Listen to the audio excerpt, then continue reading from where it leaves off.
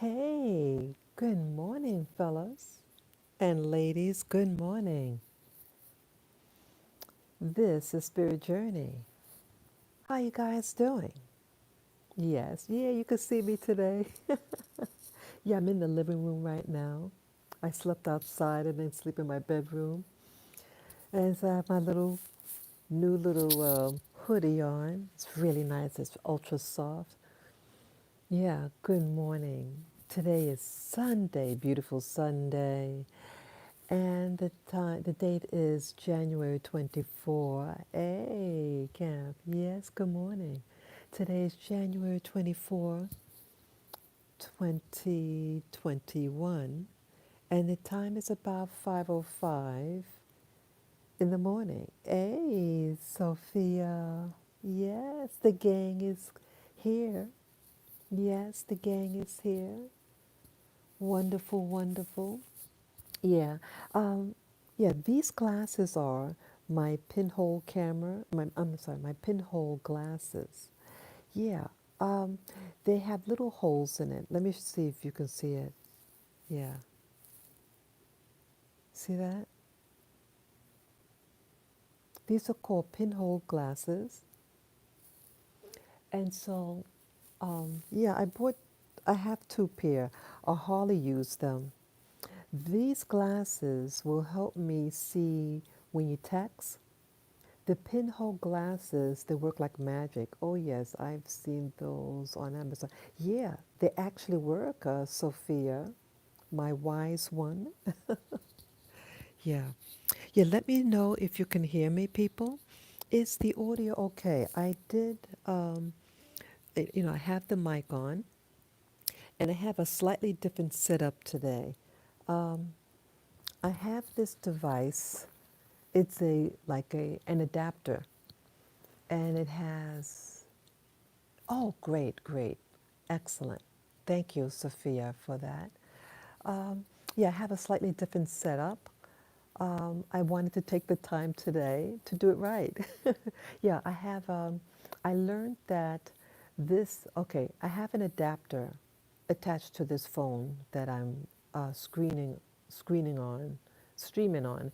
And uh, the cords that go inside the adapter, um, one of them, it doesn't like, it's used as you are early in the morning. Time do you get off to sleep? What time do you? Oh, good question. Uh, yes, I went to sleep.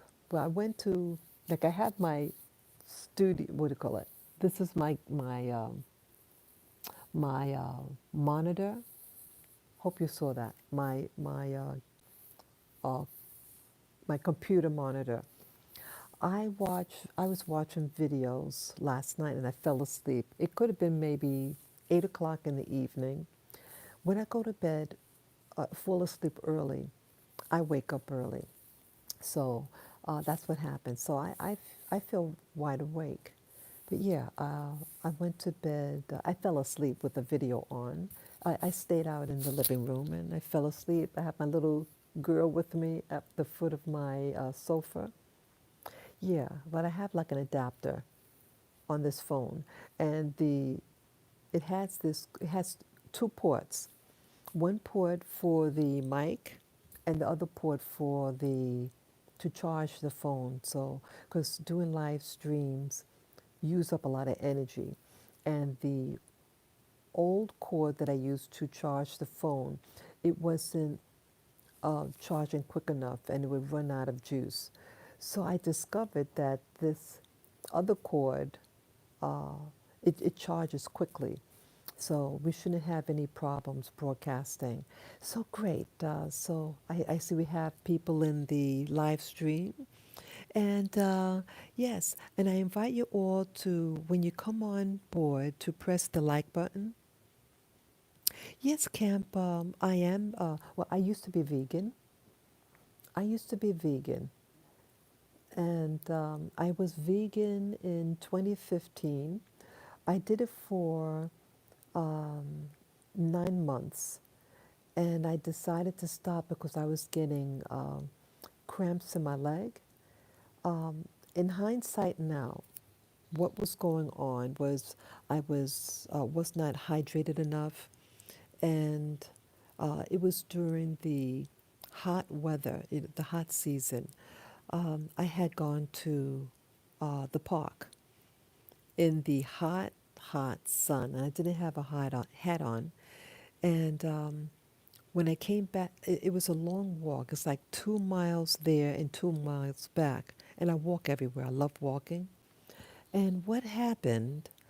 Um, my muscles tightened up, and I talked to someone about it like a year later, and they said, okay, this other person was a marathoner. They run marathons, and they told me, based on my symptoms, they said you were dehydrated, and you needed probably some magnesium.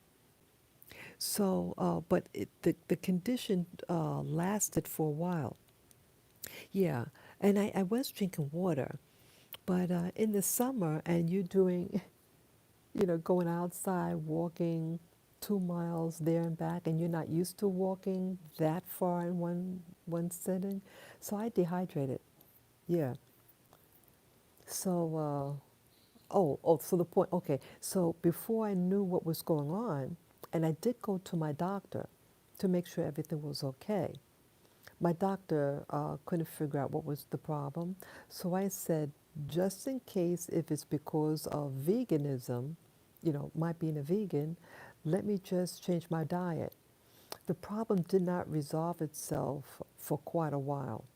So, so now I'm really conscious about drinking my water. Look at that. Yeah, this is my water. This is just plain water. Oh, no, no, my mistake. Um, you ever like steam vegetables? Well, last night I steamed some vegetables, and this is the broth. So, like when you steam vegetables, the juices from the veggies enter the water. Well, I saved the water, and you can drink it later on so you can get your minerals that's in the water now. Yeah, the minerals don't get destroyed with cooking, but vitamins do. So the minerals that dripped into the water that during the steaming process, you take that water and you drink it, or you use it for making, let's say, rice or whatever. You know, reuse the water. You get more nutrients. So I have my water. Yeah. So in the morning, I I drink my water, that water that you see. Um, so periodically I will be sipping some water. Yeah, I should drink one right now. I didn't drink yet. Let me go. And I drink out of a glass straw.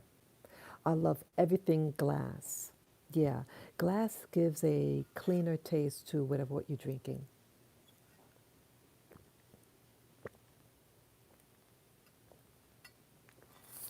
Oh, that's nice. And you can also put like a pinch of your sea salt in it with your broth. It tastes really great. It's very refreshing. Okay, so yeah, let me see the other messages. I might have missed some. Okay. Okay, great. Yeah. So we're up to date with the uh, messages. Yes. So Camp and Sophia, um, yes. So there's two of you right now, and there's only one like. If you guys could press those of you out there who didn't press the like button, if you could press the like button, please. It helps the algorithms. Yeah. Well, anyway, let's see. Yeah. So I already explained my pinhole camera. I mean my pinhole glasses. They work excellent. I have to tell you, folks, my vision for reading is horrible. I don't know anyone who's worse than mine. I used to have eyes like an eagle, but I believe it's the monitors and the computers that strain my eyes. So I could see everything far away excellent. but reading small print, um, okay, so that's what it's called, short-sighted. Yeah, I cannot read things clearly. I'm as like blind as a bat. I can't. It's everything's blur. Yeah, so I see everything um, distance clear, perfect. But for reading, I need, or in reading on the screen here, the monitor, I need some. I'm blind as a bat. I cannot see small print. So I was told that wearing regular glasses. Now I have my regular reading glasses, but I was taught that you relying on the regular glasses makes the eyes weaker and weaker. And my optician, yeah, it's supposed to go this year actually. I usually go in January. They didn't call me this year, I guess because of the COVID. So I have to make an appointment with um, the people, the optician. And so I'm short-sighted. I can see too far into the distance, but I'm okay with Oh, wow. Okay. Okay, Sophia. Great. Great. Okay. Yeah, so we're opposite. And it's all good. So yeah. So wearing regular uh, pi- um, pinhole glasses, um, your eyes have to see through the screen, this lens. Your eyes have to focus in the holes. See, let me show you again. See each individual hole? Well, your eye has to focus deliberately in those little holes. And so it actually exercises your eyes. Yeah, yeah. It actually exercises the eye. It makes the eye stronger. Using regular reading glasses or the ones that see far actually make the eye lazy. It doesn't allow your eyes to adjust. It's like the regular glasses do all the work for you. And so your eyes get weaker and weaker, and you're going to need a stronger prescription. So, what I advise you guys is if you especially require reading glasses, get pinhole glasses. And it looks like magic. You put it on and you can see things clear, the print. Yeah. So, yeah, invest in a pair. They're not expensive at all. Yeah. So, yeah, um, yeah, you can even see distance too. You can see distance, but I advise if it's really advised, that you're indoors, not to use them outdoors, especially driving, but you could use them in your house to get, do certain things. And so to give your eyes an opportunity to get exercise, and you're going to find that your vision should improve. So I'm very lazy at times. Guys, I'm being honest. I get so lazy sometimes. Um, I don't like putting them on because it's easy to just throw on the regular reading glasses, but my eyes are getting weaker. So I said, put them on, you know, get, just like I have my water, get my pinhole glasses. So it's getting better. You know, I want my eyesight to get better.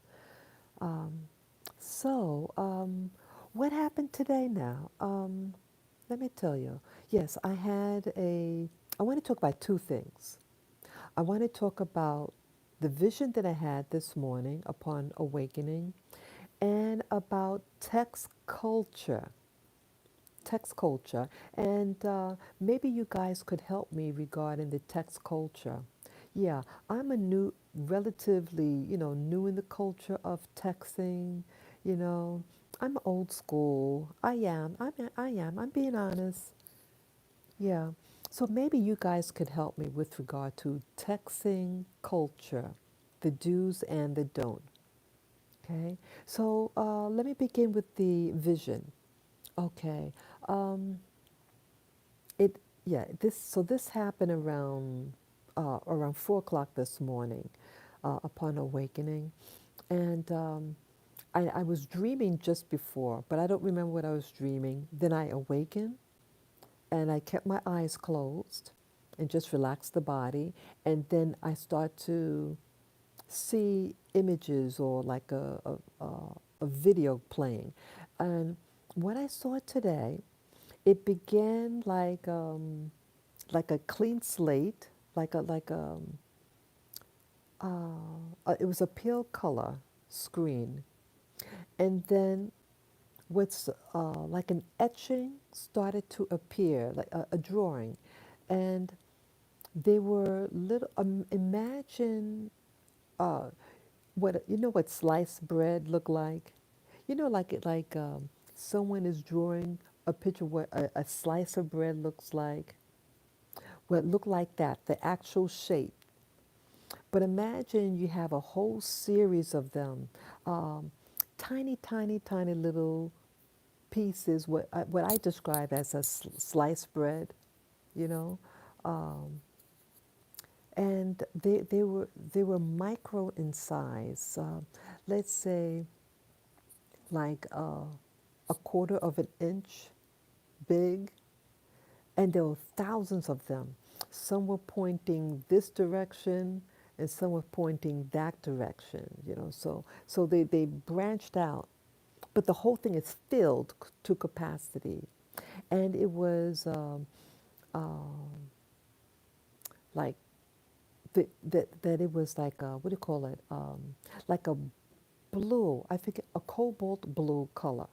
Yes. So it started drawing these little shapes, what I call sliced bread, but in a neon blue color. And then you see the whole thing of this drawing. And again, each of them are really, really, really tiny, tiny, tiny bits. Um, and then it fades away, and then the image. And that's how a lot of times my visions now begin. So you see, like what I would call, um,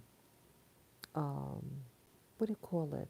Symmetrical geometry, geometric shapes. Everything's uniform, exact same size, color. Um, it could be different shapes or sizes, but it's all uniform. And then sometimes there could be also like circles or squares, and all geometric shapes. And then I know now when I see any geometric shape, then I'm going to see the, the real image right after. So it disappeared, the geometric shapes, what looked like, a sliced bread. And then I saw a it's as if I felt as if in the vision, like the person who's seeing is dropping downward slowly, and down below my vision, I see the ground, and the ground was made of cobblestones, gray, mottled, textured cobblestones. They were. It was. It was very textured. This was outside, I can tell, and in between some of the cobblestones was like grass, like very short grass, you know. Um, and the vision was circular. So imagine like let's say a scope, and so you see a cylinder, peripheral, and it's coming closer and closer to the ground. And as it's going to the ground, it's rotating clockwise, then counterclockwise, and slowly back and forth. So it's as if a camera is facing downward, let's say dangling on a string, and it's rotating clockwise, counterclockwise. And I said to myself, I want to see more. I don't want to just see what's down, directly in the vision. I was testing this. I wanted to see if I move my head like left, right, up, down, would I be able to see more, not just straight down.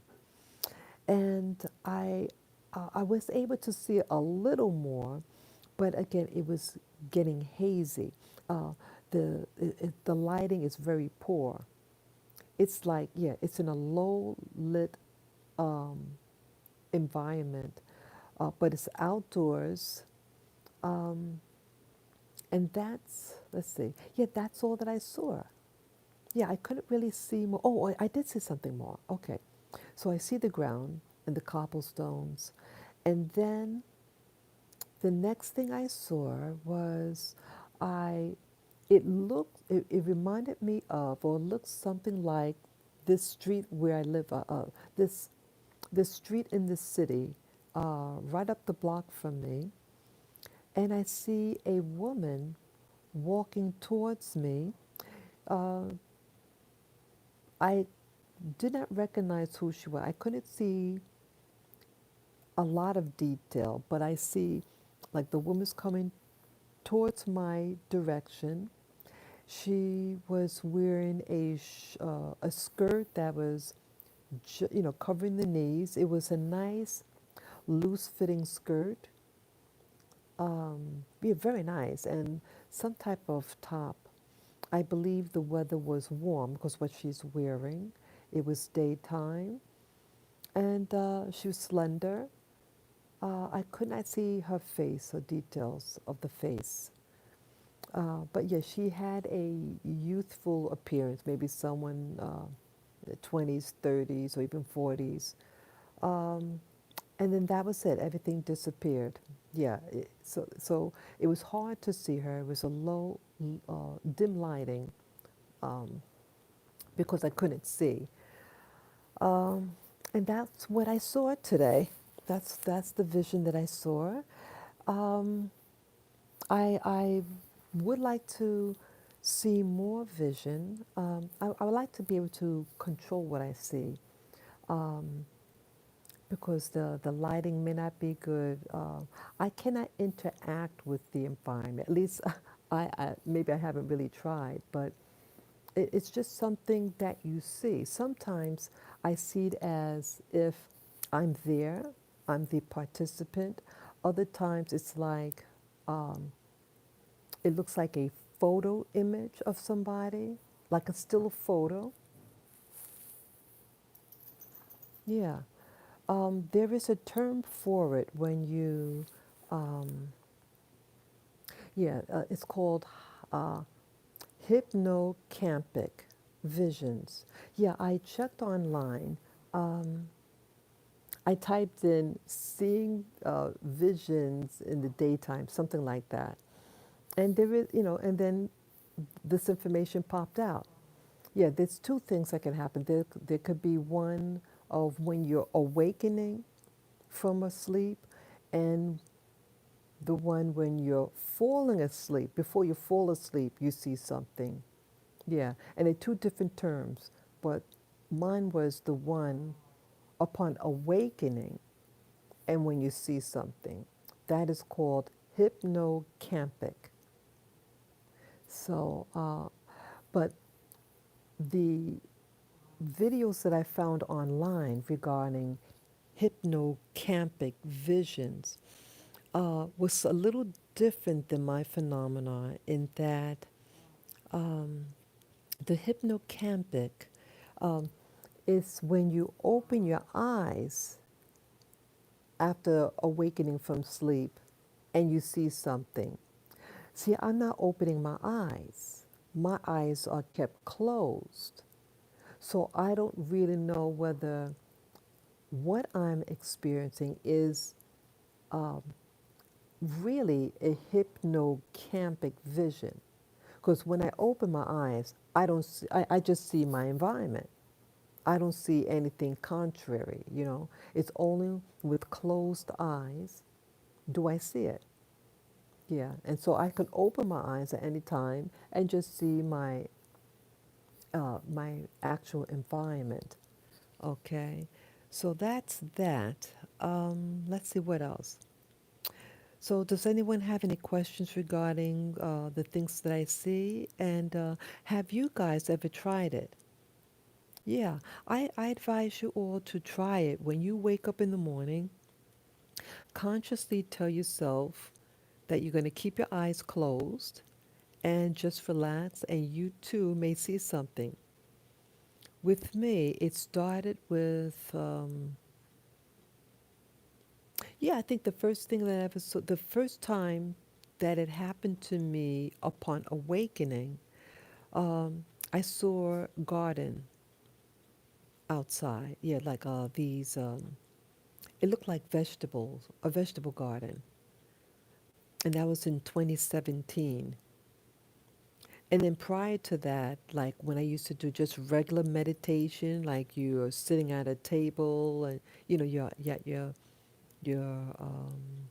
your shrine or whatever what you call it, and you're sitting and you put incense and crystals. Yeah, yeah, I was experimenting. That I saw a vision, and it started out as geometric shapes and colors, and then it changed over time. That's how mine started. Yeah, I started officially doing meditation in 2014. Yeah, I was encouraged by a YouTuber. Yeah, she doesn't really come on that much anymore, but she was a black YouTuber, and she was going through her spiritual journey, and I had left religion. Yeah, I left religion in 2013, and in around that time, I discovered her on YouTube, and then by 2014, I was watching this YouTuber um, extensively, and she was on her journey, and I went along with the journey, and she came out of the Jehovah Witness church, and no, I've never been a Jehovah Witness, but I was fascinated, being that she's a black female, and we're from the New York City, and she was sharing her her experiences, and she was encouraging about meditation. So because of her suggestion, not specifically to me, but she's shared that she was meditating. So I said, I'm going to try it. And that's what happened. So in 2014, in April of 2014, I started meditating. And yes, my very first vision, it could have been that the first day I meditated, I saw a geometric shapes and a person's face. I kid you not. I said to myself, wait, that's my little doggy. Yeah. Yeah, so I said to myself, don't get scared. To myself, don't get scared. But it was like a picture.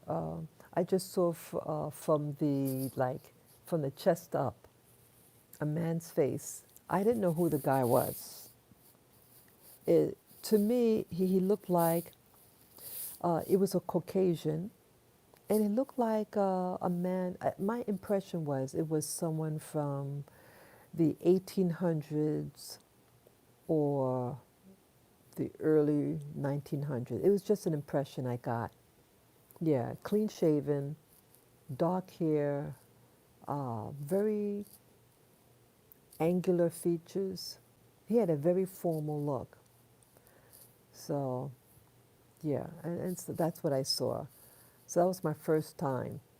And then that same month, get this, that same month, it could have been the same week or the week after, I got to see that YouTuber. Yeah, I got to see my celebrity YouTuber. I was so excited. Yeah, it was the first time I ever met a YouTuber, in person.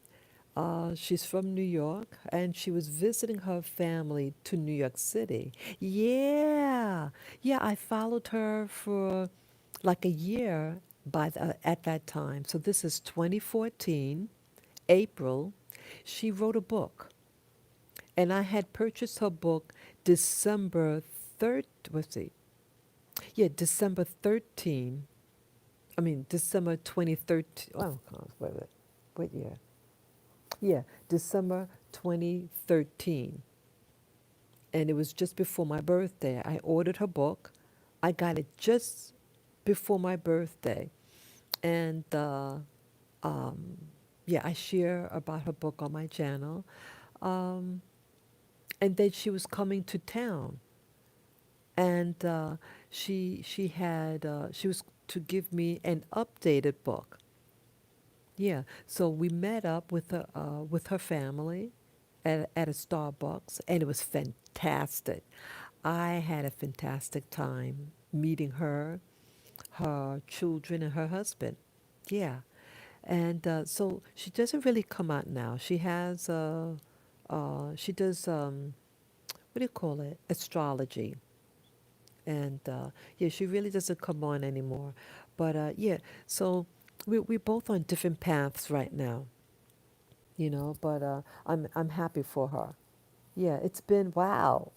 That's 6 years. Wait, seven going on 7. Oh my God, it's going on 7 years. Yeah, 2014 and it's 2021. Oh my goodness, it seems like forever. I mean, it seems like a long time ago for me. So that was that, and so um, you're gonna find that we all change, and I think even when we um, meditate, it evolves as we mature in our ability. And yeah, so that's that. And the next thing I'm going to talk about, folks, is, and you can help me with this, is texting culture. That's right, texting culture. I like to share with you some stories regarding texting.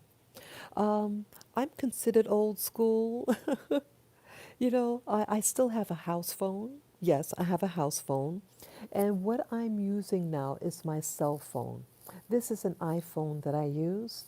I purchased this iPhone in 2015. Uh, I was in a new friendship with somebody who had a phone. They're in a profession where they were a lawyer, and they have to have a phone. I'm not sure if they have an actual house phone, um, but they have a cell phone to communicate. And at that time, I didn't have a working cell phone. I had purchased 3 years prior the iPhone 3, and I only used it for 1 year because I was doing volunteer work back then, and I felt I needed a cell phone. I had just graduated from school, and I was doing volunteer work, and so I had to use mass transit. And I noticed back then, this is 2012, everybody on that train seemed to, well, not everybody, but back then in 2012, many people had cell phones. And I felt self conscious. I'm being honest. I felt self conscious that I didn't have a phone, and I felt like if anything happened on the train, everybody else would be able to communicate to someone for help but me. So I purchased my first smartphone, and I thought it was a lot of fun. I used to go on the internet with it, and I had to learn. You know, they didn't give me a lesson how to use the phone. They said you just kind of play with it. And I didn't know what texting was, but I know eventually someone showed me how to text on on the cell phone. I had unlimited service, and so I did. You know, they showed me a little bit how to text, But back then, my life was very, very simple. It wasn't like now. And again, I had just graduated from school, and um, I was learning how to re-socialize with people because I was a hermit, because I was just behind my, studying and doing schoolwork. That's all that I did for 8 years straight. So I had no social life for 8 years, and I was just behind the textbooks and doing papers and things like that. And so I wanted to learn how to get more social, because now everybody was learning how to use the smartphone. And I went, let's see. So I had the cell phone, and then I worked at that site for 9 months. And because I was no longer using the mass transit because the assignment end, the volunteer work ended, so I didn't need to renew the contract. It was a year contract, so I didn't renew it. So from 2013 to 2015, I was without a phone, but I went out and about. I had my dogs, I walked my dogs and everything. And then I met a new friend who lived in the neighborhood.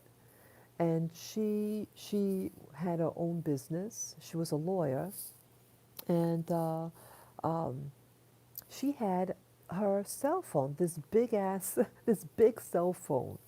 And I thought it was fantastic looking, and she made it look like it was a lot of fun. And I only had my house phone. And sometimes I'd be walking my dogs and she would call and I would miss her phone call. So I valued the friendship and I didn't want to miss out in any of her phone calls. So I bought a cell phone. I bought this one that you see here. Yep, I bought this one that you see here. And then I remember I called her at the store where I purchased. I said, hey, so and so, I just bought a phone. So now we could communicate if I'm out walking my dogs. Something like that, I said. And so I was learning how to use my phone. And I think I think I ordered unlimited service. And I think when I met my friend, they showed me how to do texting. And that's how it began. But I have to admit, people, um, when I didn't know how to text, I said, oh my God, what's this texting? Because I heard the term texting and I was afraid of it. People, I was afraid. I said, oh my God, how do you text? I didn't know how to text. And oh, what's it all about? What's this texting all about? And now I'm a pro at it. And so, okay, so my question, well, so I had gotten my cell phone, and some years passed. Let's see. So I got the phone in 2015, and then in 2016, um, I had my cell phone, and this one, I remember the date. This was April Fool's Day, and David Icke, you know David Icke, people?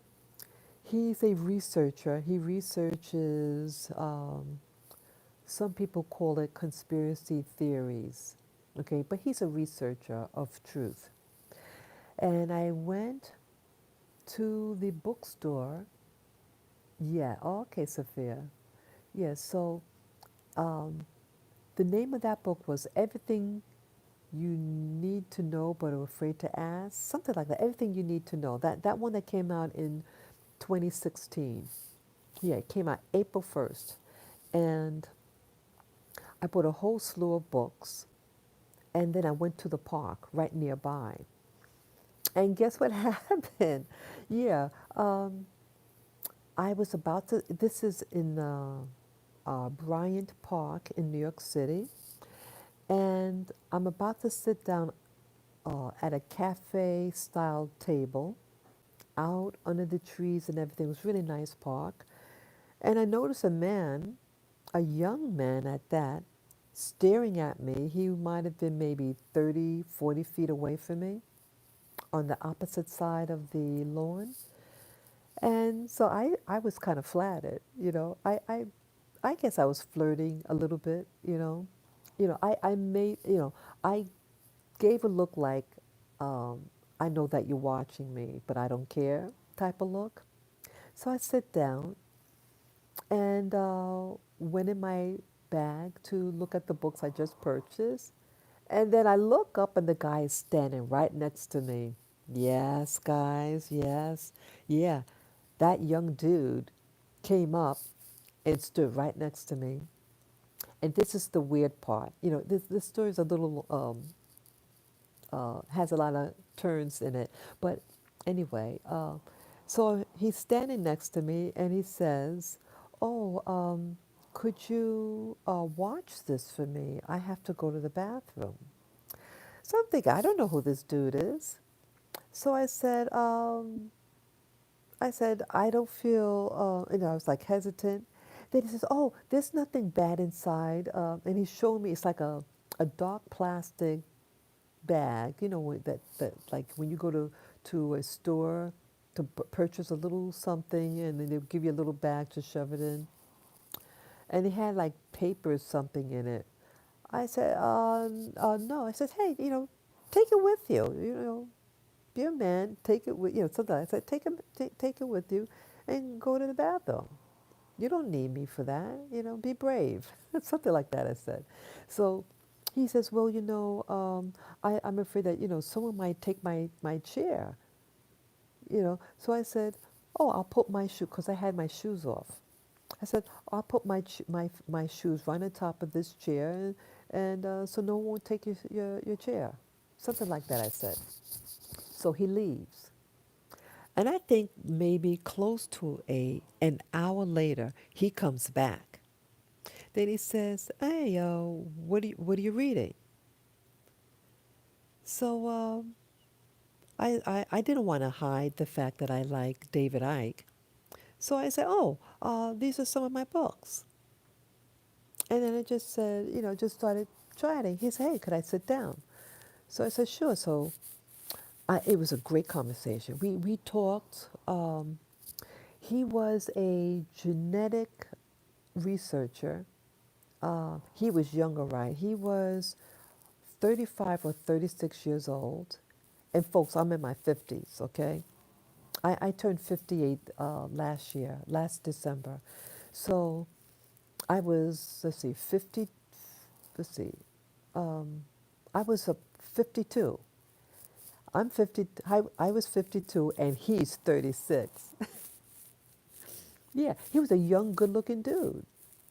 And I felt, I have to, let me be honest, I was self conscious. I was self conscious because of the age, because I felt like much older. I felt old, older. And he's these young people that know about texting, cell phones, stuff like that. And he asked me for something to drink. He asked, "Oh, I want to get a beer. Do you want me to get you a beer?" I don't drink beer. And I was hesitant because, I don't trust accepting drinks from people, guys. That's just me. Um, they had like an outdoor bar at the park. And I'm thinking, I said, a glass of water. Yeah, I said, "Oh, I'll just get a water." And they'd say, "Hey, why don't you come with me over there?" So I said, "Okay." Yeah. Yes, Sophia. Yeah, I don't accept drinks from men. Any open container, I will not accept from a guy. I will not. Even a woman. Because there's too many crazy people out there. Yeah. And that's just me. I'm just like that. Um, So I said, "Okay, I'll walk," because it was a couple of yards over in the park. This is an open park. It had a lot of people out there. So it's not like uh, at nighttime or something like that. This is 12 o'clock in the afternoon. 12 o'clock in the afternoon, did he show up? And we were talking for maybe 1 or 2 hours already. So he said, hey, let's get something to drink. They had like an open bar, a couple of feet on the opposite end of the park. So I said, okay. I felt like a kid again. I mean, here, this 50 something year old woman, and this is a young dude, and I had this big shopping bag with books. I felt like a bag. I felt so self conscious. But I came, I left with them, and we sat at the area that permits drinking. So in short, he orders a drink, and I forget what I ordered. And then we talked from uh, 1 to 6 o'clock p.m. We talked the whole afternoon. And I looked at my watch, I noticed the time. And I said, I have to be going now. Yeah, I have to feed my dogs. So he says, oh, I'd really like to get your phone number. So I gave him this cell phone number, and he gives me his. And so I said, I had a very nice time. So I went to shake his hand. He said, oh, I don't want to shake your hand. I want to give you a hug. And then he hugged me. I didn't want him to hug me. I was like really really nervous. Yeah, I don't have men hug me up. Yeah, I had bad experience in the past. This weirdo. Yeah, it's just that, I'm very old fashioned, and I don't want any, you're not my husband. So I'm old school like that. You're not my husband, my man. I don't want you hugging me or, touching me. But I don't mind shaking hands, you know. I'm just very formal with men. Yeah. Yeah. Yeah. Thank you, Sophia. Yeah. Because, guys test you out, ladies. If you didn't know, ladies, men test you out. And men do certain things to see how far they can go. And then they size you up and they know what they're going to do next to you. They say, okay, she lets me do this. Well, I'm going to do that next time. They do that. Well, I should say some men do that. So anyway, he gives me this big hug. Oh, come on, give me a hug. Like that. And he grabs me, he hugs me. A lot of people were around, but I felt very uncomfortable. And then I go home. But overall, I had a fantastic time. We talked about genetics. We talked about a lot. We talked about science, and then so I get home around maybe 6:30. I fed my dog, and then maybe around 8 o'clock, 9 o'clock, I get a text from him. He wrote me something like one sentence, something about the stars. He could have said not Venus, but some star. I forget the name of the star. So I got a real kick out of it. Yeah, because I had my cell phone near me, so I heard the thing. And so I was able to check my message. And then, so I text him right back. And I'm not, I'm not sure, because I thought he was being witty. So I went and, I got witty back, just something playful. And, and being, I don't remember what I said, but it was something witty. Um, And then he might have texted me right back. And so I text him back. And this is where the problem begins. So when I text him back which was going to be the third time, the third response, he doesn't write back right away. He doesn't text, but maybe an hour and a half later. So when he texts me, then I text him back. And then I didn't hear from him. So I said, wow, that's odd. So people, I'm not sure what happened. So I may have then text him maybe a week later and say, hey, how you doing today? Something short. And he wrote me a really brief text back. And that was, I didn't initiate it. So, um, so I wanted to know, people. I don't understand what happened.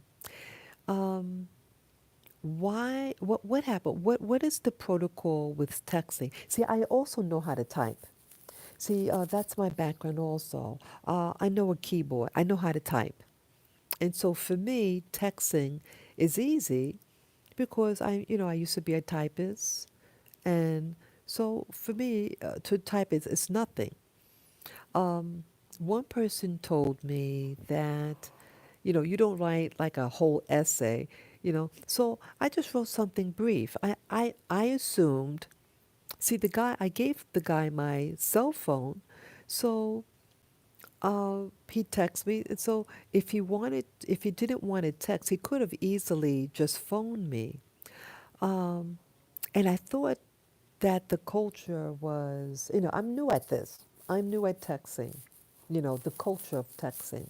And so I assumed that people who text, they just don't want to talk on a phone, but they like to type. So I thought it was about communicating, and you text and I text back. You go back and forth, and then you say goodnight.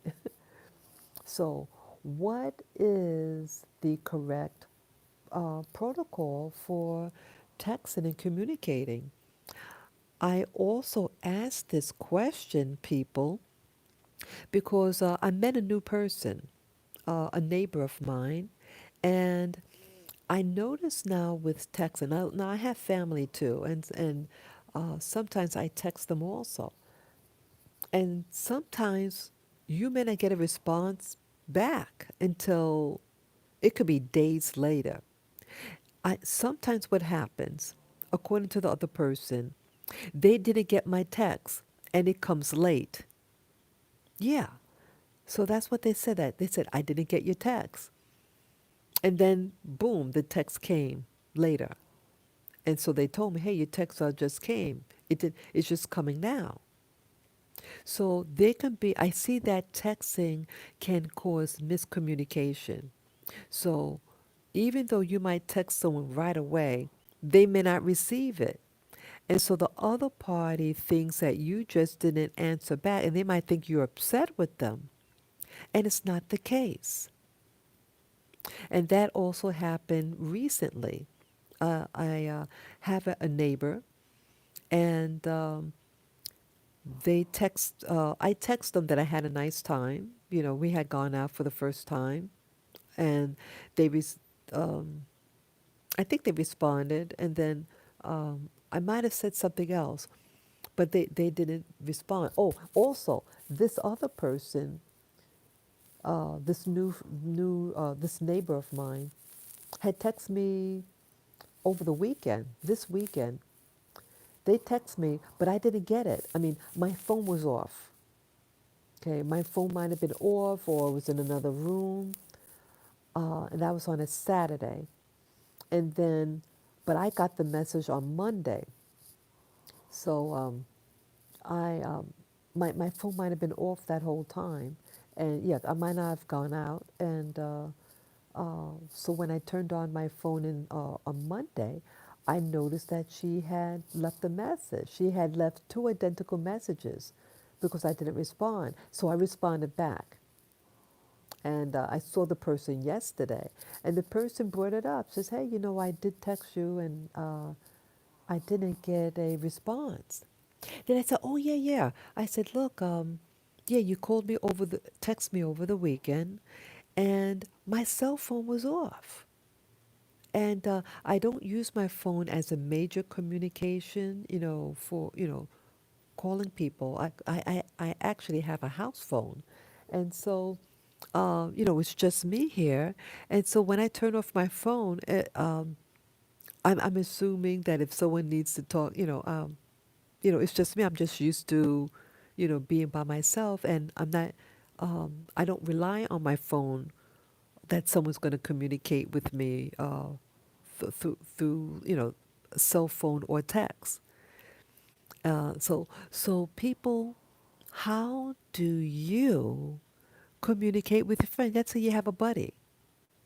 And yes, you could call them on the phone, um, but I felt hesitant to actually call them on the phone because this is a new person, and I don't want to.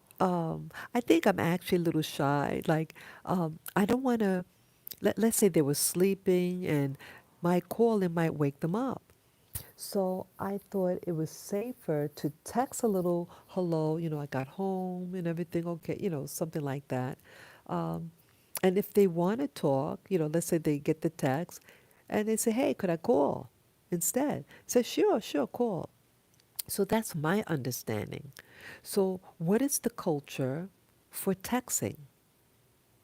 So, uh, I don't know what happened with that guy, that young dude. I have no idea what happened. This was someone that I was talking to for 6 hours out in the park. We talked about everything. We had something to drink. Um, he's the one that initiated everything. He initiated the hug. Okay, Sophia's writing something. Let's see what she says. I don't find texting to always be, well, okay, I don't find texting to always be a reliable source of communication. Convenient, but not always reliable. I just text the person and ask if it's okay to call. Yes, okay. Yes, okay. I have done that before. Okay. Yeah, Sophia, I think that's what I'll do in the future. I have done that before, but like yesterday, I went out with this neighbor of mine, uh, and this was the same one that didn't that texted me twice, and I responded on Monday. So she wrote me a week ago Saturday, but I got the message Monday.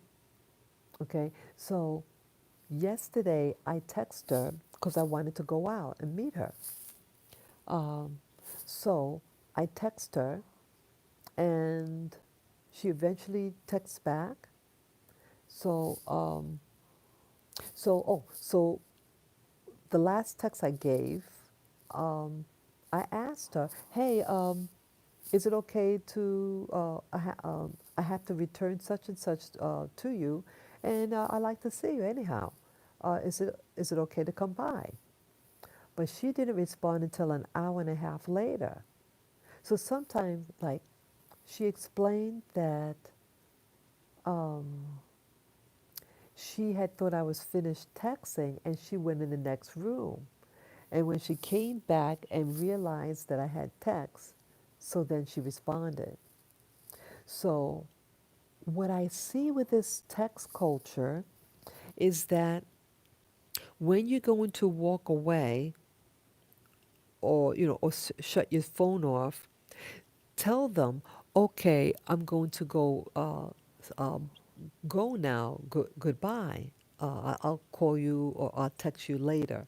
So we have to let the other person know that you're finished texting. This other person is an old timer. They're older than me. Yeah, they're older than me. Um, so it was important. I realize now, since I'm talking to you guys about this, two things have to occur when you're texting for it to be effective communication. One, um, if you're finished texting with that person, you let them know that you're going and you say goodbye or whatever, or I'll write you later, or see, something to let you know that you're finished texting and that you're going. She didn't do that, the other person. And the person from that time, when I was at the park, he didn't let me know that he was finished or whatever.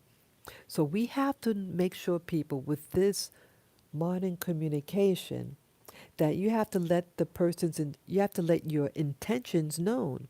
So if your intentions is that you're finished, let the person know you're finished. Okay, Sophia is saying, okay, yes, Let them know you're stepping away from the phone for a bit and may not immediately be able to respond to any messages. Yes, exactly. Exactly. Yeah, so I don't ever know what happened to that guy. Yeah, I don't know whatever happened to him. To have a long conversation, a 6 hour conversation. Yeah, we talked about everything. And I thought he would be a good buddy to have because I was getting back on the swing of, social media, using the phone and texting and all that. Yeah, because he's a young guy. So it's that generation who, grew up with texting. I'm old school. I use my telephone. I actually have a house phone, and I only have this cell phone. Yeah, I bought the cell phone for two reasons. I was in a new friendship, and I was out and about with my dogs all the time, and I had a new person that was calling me. And so I didn't want to miss their communication. And also, New York City, like in case of emergency, yeah, I had seen in the past emergencies like people lying on the ground, and I always felt funny leaving someone on the ground and not calling for help. And so I said, I'll get a phone in case of emergencies. And if someone needs help or if I see a car accident or whatever, call the cops. So that's also why I bought the phone. And also for my security as well, if I need help. But prior to that, I didn't walk around with a phone. I didn't have a phone until 2012, and then only used it for a year. And then in 2015, I got this phone here. And then I even stopped using it also. I used it for 1 year, and I kept it at home. I didn't feel a need. But then things started happening in New York City, where I live, and I said, um, I feel that, yeah, because there started to be a rise in homelessness, and some of the guys were getting kind of aggressive. So I said, I better get a communication. Yeah. Yeah, but prior to that, folks, did you have I mean, when did you get your cell phone, people? When did you get your cell phone? Yeah, because at one point we didn't have cell phones, and we went out and about walking our dogs or going to the store, going to the parks, and we didn't have cell phones. Not everywhere I look, everybody, now the question is, who doesn't have a cell phone? In 2012, when I was on the train, I asked myself, how many people have the cell phones? Because I was counting how many people, because this was a new thing for me. I said, wow, people have cell phones. Let's see how many people. Most people did not have cell phones on the train. It was a handful who did. Now, everyone has a cell phone. And now the question is, who doesn't have one? Who's not using one right now? Yeah. How about for you guys? Even 5-year-old kids. Exactly. Exactly. Yeah, I see mothers let infants play with a cell phone or what do you call it, a pad, what do you call it, a notepad. I've used one many years. Okay, yeah. Sophia, when did you start, what year did you get your first smartphone? I can do without it though. Okay. Yeah, what year did you get your first smartphone?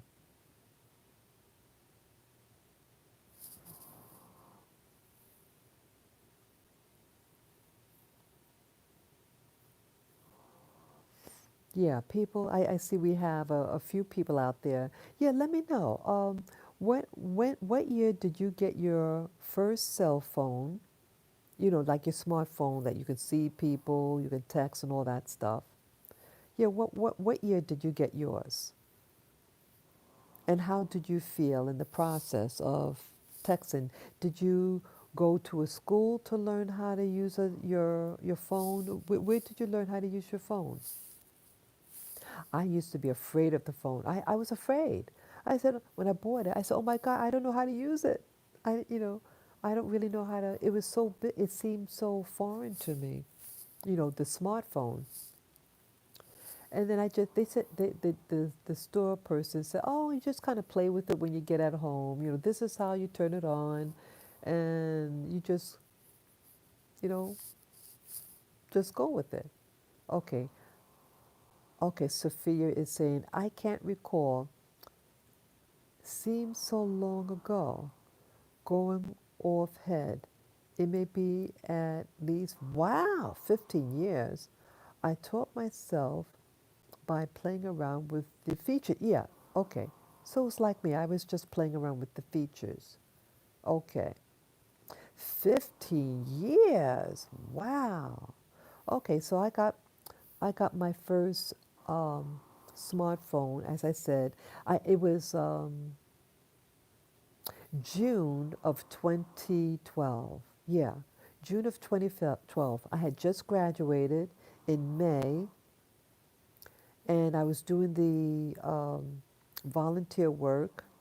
And since now I was using mass transit, and everybody I saw on the train seemed to have a phone. I mean, most of the people had a phone. So I decided to get a phone too. So let's see, that was 2012, and it's, oh my God, 9 years. 9 years ago, this June. So it's 8.5 years. Wow. Oh my God. I can't believe it.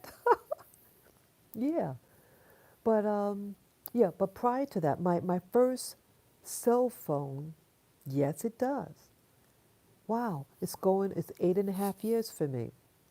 But again, I didn't have it entirely for, I mean, I didn't use it entirely for 8.5 years.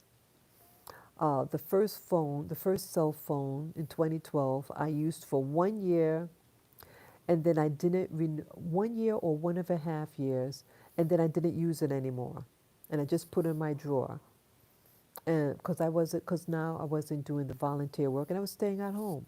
And then in 2015, in October, I bought this cell phone, and I've been using it ever since. So really, since let's see, 15. So that's 5.5 years, a little over 5 years. I've been using this phone consistently, but it's not my major communication. I'm expecting people to use my house phone, my family. Uh, but sometimes they call me on the cell phone, but it might be in my handbag at home and I don't hear it. Yeah. So, yeah. So, people, we have to teach each other how to communicate, and especially when we go into these new relationships. See, again, I'm old school in a sense. I don't mean that in a pejorative. I just mean when I was raised, we had a house phone. You had friends. You call them on your phone. Hey, hi, so and so. Hey, you want to hang out? Hey, could I come over? That's what it was. But now people are texting, and as I mentioned, people, that guy that I met a couple of years back at the park. Now he's a new school. He was 36 at the time, and he approached me. And I think like a year after meeting him, I did I did give a quick hello, how he doing? And I think he wrote something back, but real brief. And then maybe a year later, and no response. The number doesn't work. So either he blocked me or he lost his phone, because I had another person, and she will often lose her cell phone. And when I went to text her and say, wish her a happy birthday, um, it said that I was blocked or something. And then months down the road, I bump into her in the street. And then I say, hey, I tried to text you, wish you a happy birthday, and it said that, like it's blocked. He says, oh, no, no, I lost my phone, my cell phone, and, but here is my new number. Yeah. So, yeah. So I don't know what happened. So here, this person pursued me. Now, this is the fellow. He asked me to hold his stuff. I thought it was a setup. I thought the guy, it was weird, and, me being a David Icke fan, and I thought initially he tried to set me up like a drug bust, Hey, could you hold this? And then the cops come and arrest me, No way I'm going to hold anything for anybody who I don't know. Even people who I know, I don't want to hold their stuff. I don't like holding people's stuff. If I initiate it, then no problem. But I don't like people asking me to hold anything, family or not. I don't like it. I'm being honest. Yeah, we have to be honest with people because to do something you really don't want to do it, and you don't want to set a bad pattern, you know. And I think even with this new person that I met, a neighbor, um, you have they're very upfront. They're a little older than me, and she's upfront. But you have to be these days. And then I say I respect that, and I did it right back. Yeah, you have I think now with relationships that are in person. See, a lot of relationships are over social media. That's what I notice. Relationships, like I'm on my internet. I should say YouTube all day. I love YouTube. We're on YouTube right now, filming live. And so when we communicate, it's a monitor. And you might type in a message, whatever, or if you're doing FaceTime, then converse. But if people, a lot of our relationships are internet. So we're typing, and we may not even see the person's face. Let's say you're on Facebook. Now I do have a Facebook account, but I don't use it. I haven't used it in quite a while. I'm not a Facebook person. I never liked Facebook, and I only got a Facebook account because I had gotten an email from someone, an old friend of mine, and when I went to open up the email, it said that you don't have a Facebook account. In order to open up this email, you have to get an account. So I thought that was weird. So I opened up the account, a Facebook account, and I was able to look at the email that she sent me. She sent me a little note. So that's what happened. And that's the only reason why I have a Facebook account. Okay, back then. And then in 20, actually, I ended that Facebook account, but now with my channel, Spirit Journey, um, I decided to, in 2017 or 2018, start a new Facebook account, which is up now. I no longer, I don't use it. I don't like Facebook. And with all this stuff, with the social media, with the with the election, everything, and that they're blocking people, I said, forget it. Forget it. I don't, um, I don't like Facebook. All these other people. I don't have any other social media. I only have that one Facebook account and my YouTube channel. But really, people, most of our relationships are not real anymore. I mean, let me rephrase that. We're not seeing each other face to face. I mean, like in person. Much of our relationships are now cyber relationships. So now you can't hold hands with people. You can't like walk arm in arm. You know, you can't see their face smiling at you. And now with the COVID, now you got a mask, right? You got a mask. And then look at this. I got my my pinhole glasses because I can't read. You know, I've been on the monitor for so long that I can no longer read. It's too blur. So I need something to see the print. Yeah. So that's why I have these on. These are pinhole cameras. I'm not trying to be rude to any of the new people who just came on board, in the live stream.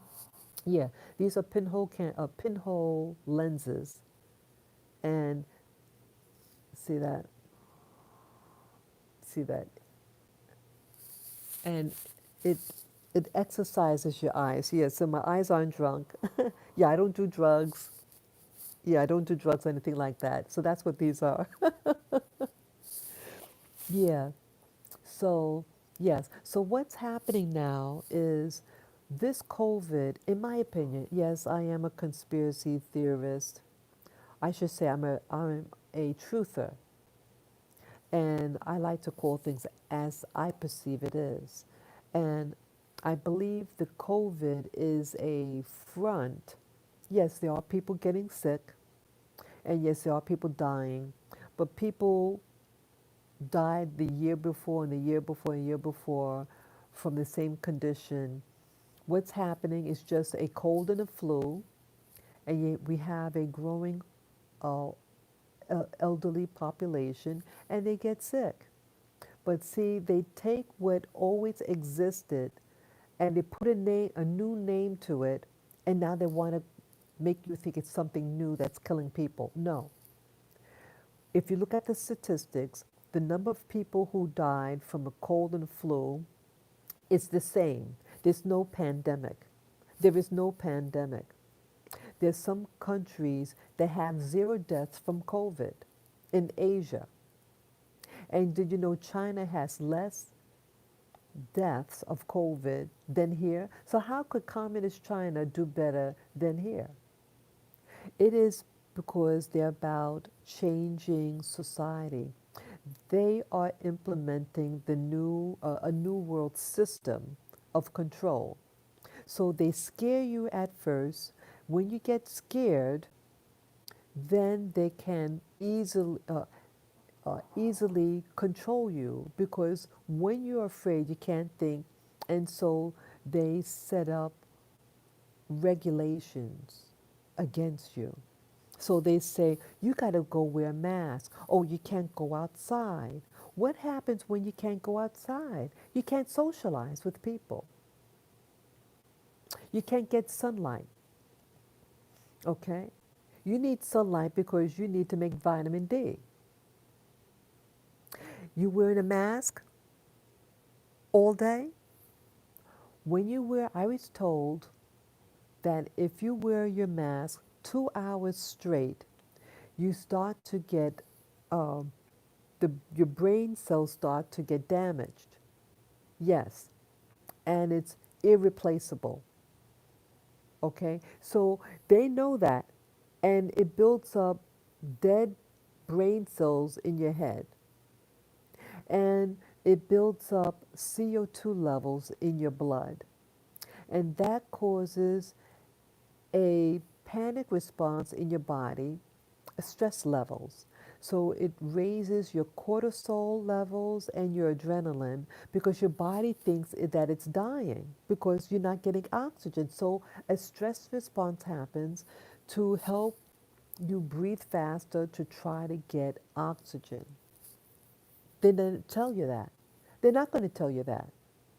So I don't like wearing a mask, okay? Because I know with the research I've done that it's all BS. Yes, yes, it's cold and flu season right now. It's been cold and flu season for all my life. It's winter, it's January. It is cold flu season. period. But they're scaring you. And when someone like a celebrity dies, I get chest pain sometimes when I have the yes. Yeah, that's correct, Sophia. Exactly. Because your body's talking to you. Your body, Sophia, is saying you're not getting enough oxygen. And they know, the medical doctors, the medical profession knows when you have prolonged oxygen loss, you develop stress response, brain cells start to die, and other chronic conditions in the body. So this COVID hoax is creating new diseases in the body. So how could it be about health, people? How could wearing a mask promote health? So I could say, okay, wear a face shield. I went outside yesterday with this new person, this neighbor. Oh no. Oh, okay. I have this two responses. When I okay, it's not around here. My mask is on the side. Okay, now I have a face shield. It's in the form of a hat. It has a hat, and around the hat it has a face shield, a clear face shield. I do have a mask also, but it's a see-through mask. I bought it over the internet, and when I'm leaving my apartment to go out, I have to wear one. The building says that you have to wear of some type of covering when you're inside the premises, in the common area. So in the hallway, in the lobby, you're getting your mail, you have to wear some type of covering. So I wear the covering, the hat, usually. Sometimes I wear the mask. Once I'm outside that door, I take it off. I take it off. And I had two bullies uh, harass me because I didn't have a mask. Let me get some water. Let me get some water, people. Okay, wait.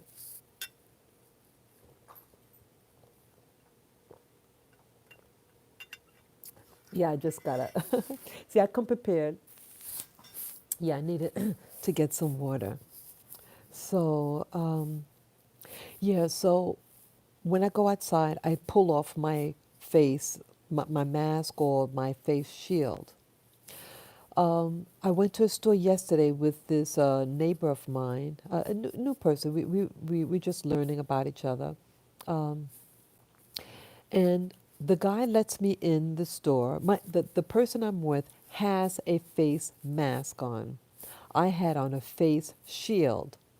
We entered the store, and then when I was leaving, the same security guard says, okay, in the future, you have to wear a face mask. I said, this shield is not enough? He says, no, next time wear the mask. I said, okay. And then I exited with the friend of mine. So um, most stores allow me, like if I'm going grocery shopping, I can come in with the mask. Now, people, okay. Now, if this face mask is about health or protection against the COVID, the face shield is more effective because it's protecting your eyes, nose, and mouth, and it permits you to breathe. They said early in COVID that people got COVID because they were touching their face and stuff like that, or the spittle from the other person hit you in your face or in your eye. So if if that's being protected, why not have the face shield? The shield is safer, right, folks? You know that some people are passing out in the street wearing a mask. The person that I met yesterday, they wore two face masks, like they came into my apartment for the first time. No, the second time. She had a coat on and everything, and two face masks. She has one on top of the other. And she said, oh, I'm starting to feel dizzy. And she had just walked in maybe 1 minute, and she said, I'm starting to feel funny. And then she's taken off. She says, oh, I have two face masks. I said, girl, take that off. Yeah, people, people. And I want that person. She had two face masks, those real thick ones, two of them. And yeah, when I had to go to the person's house, the apartment yesterday, I forgot to bring my mask because I'm in my building. It's like I'm at home. Like I don't have a mask on at home. So, but I didn't realize, and I went to her apartment, which was right near mine. So I didn't think of bringing it. I would have. I just wasn't thinking. And she said, "Hey, you gotta get the mask." I said, "Oh, I forgot mine." I said, "Hey, you got an extra one." She gave me those and what do you call it, P95s. Honey, I put the damn thing on. How do you breathe in that? You can't breathe in that, people. You're suffocating. I had it on for a couple of seconds. I said, girlfriend, I have to go. I said, look, I can't breathe in this. Let me go back upstairs and get my face shield. She said, is the face shield okay with you? She says, yeah, you can bring your face shield. That's fine. So I got my face shield. I brought both of them just in case. If she changed her mind, whatever. Uh, so I brought the face shield and fine. Yeah. See, they don't want you with the face shield because they want you sick. It's not about protecting your health. The face shield is effective if it's all about preventing, like when you're talking to somebody and the spittle. Because remember, that's how they said people got sick. People got sick because they talk and they spray in your face, or they were touching their face and they put their hands in their mouth and they get sick. So now they say, no, we don't want you to have a face shield. We want you to have a face mask, right? You look like a bandit. Don't you look like a bandit when you wear that? You can't see their face. And they want to set you up, people, in my opinion. This is my opinion. See, they're creating a culture of fear, a fear based culture where you can't see each other smile. I see little children, little 3-year-olds with a mask on. How the hell are they supposed to breathe in that? How are they supposed to get oxygen? Little child, they have a higher metabolism because they're tiny. They need oxygen to feed their brain. So now they're getting chronic low oxygen. And I bet in a few months or maybe a year from now, you're going to start developing, the media is slowly going to say these new diseases because of the mask.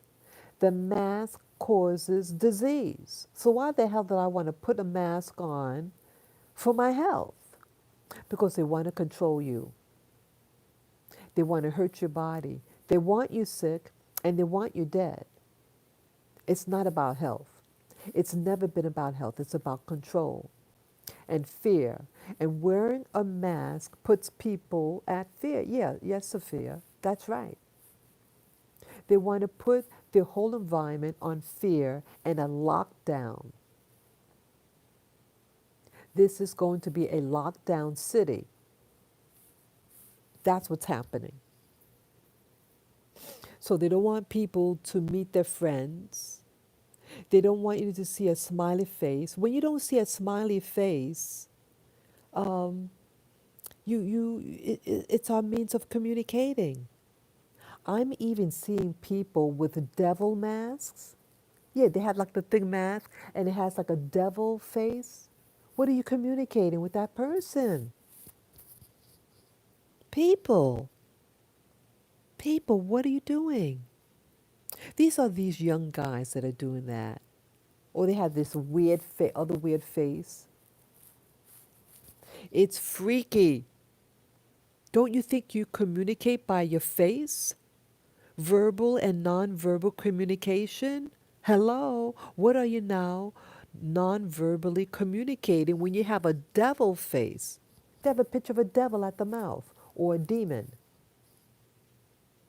What are they communicating? That they are demons. What happens when you see a demon? You get afraid.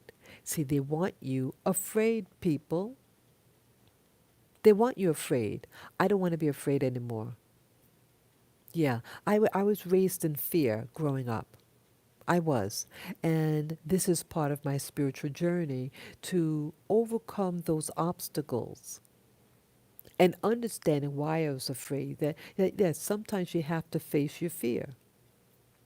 But now to be a part of a society that is now becoming fear based, where you have these young people. I saw this lady, I have it on video.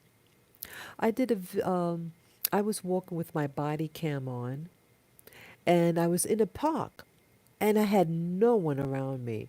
I was social distancing. It's a giant park, and we were coming in opposite directions, facing each other. And then as we were passing, now if she was so afraid, she could have walked around me and went on the path thing next to me. She doesn't. So she tried to look aggressive. Where's your mask? Where's your mask? Now this lady looked sickly. She was a very skinny white lady, and she didn't look. I mean, you could tell that she was younger than she really. She wasn't an elderly person, but her body looked very old and wrinkly. Yeah, she was very scrawny. She didn't look physically well. Okay, she has a face mask on. Now she thinks she's doing good to her body. I know she's not. I know she is not physically well with that mask on. You're better off with a face shield.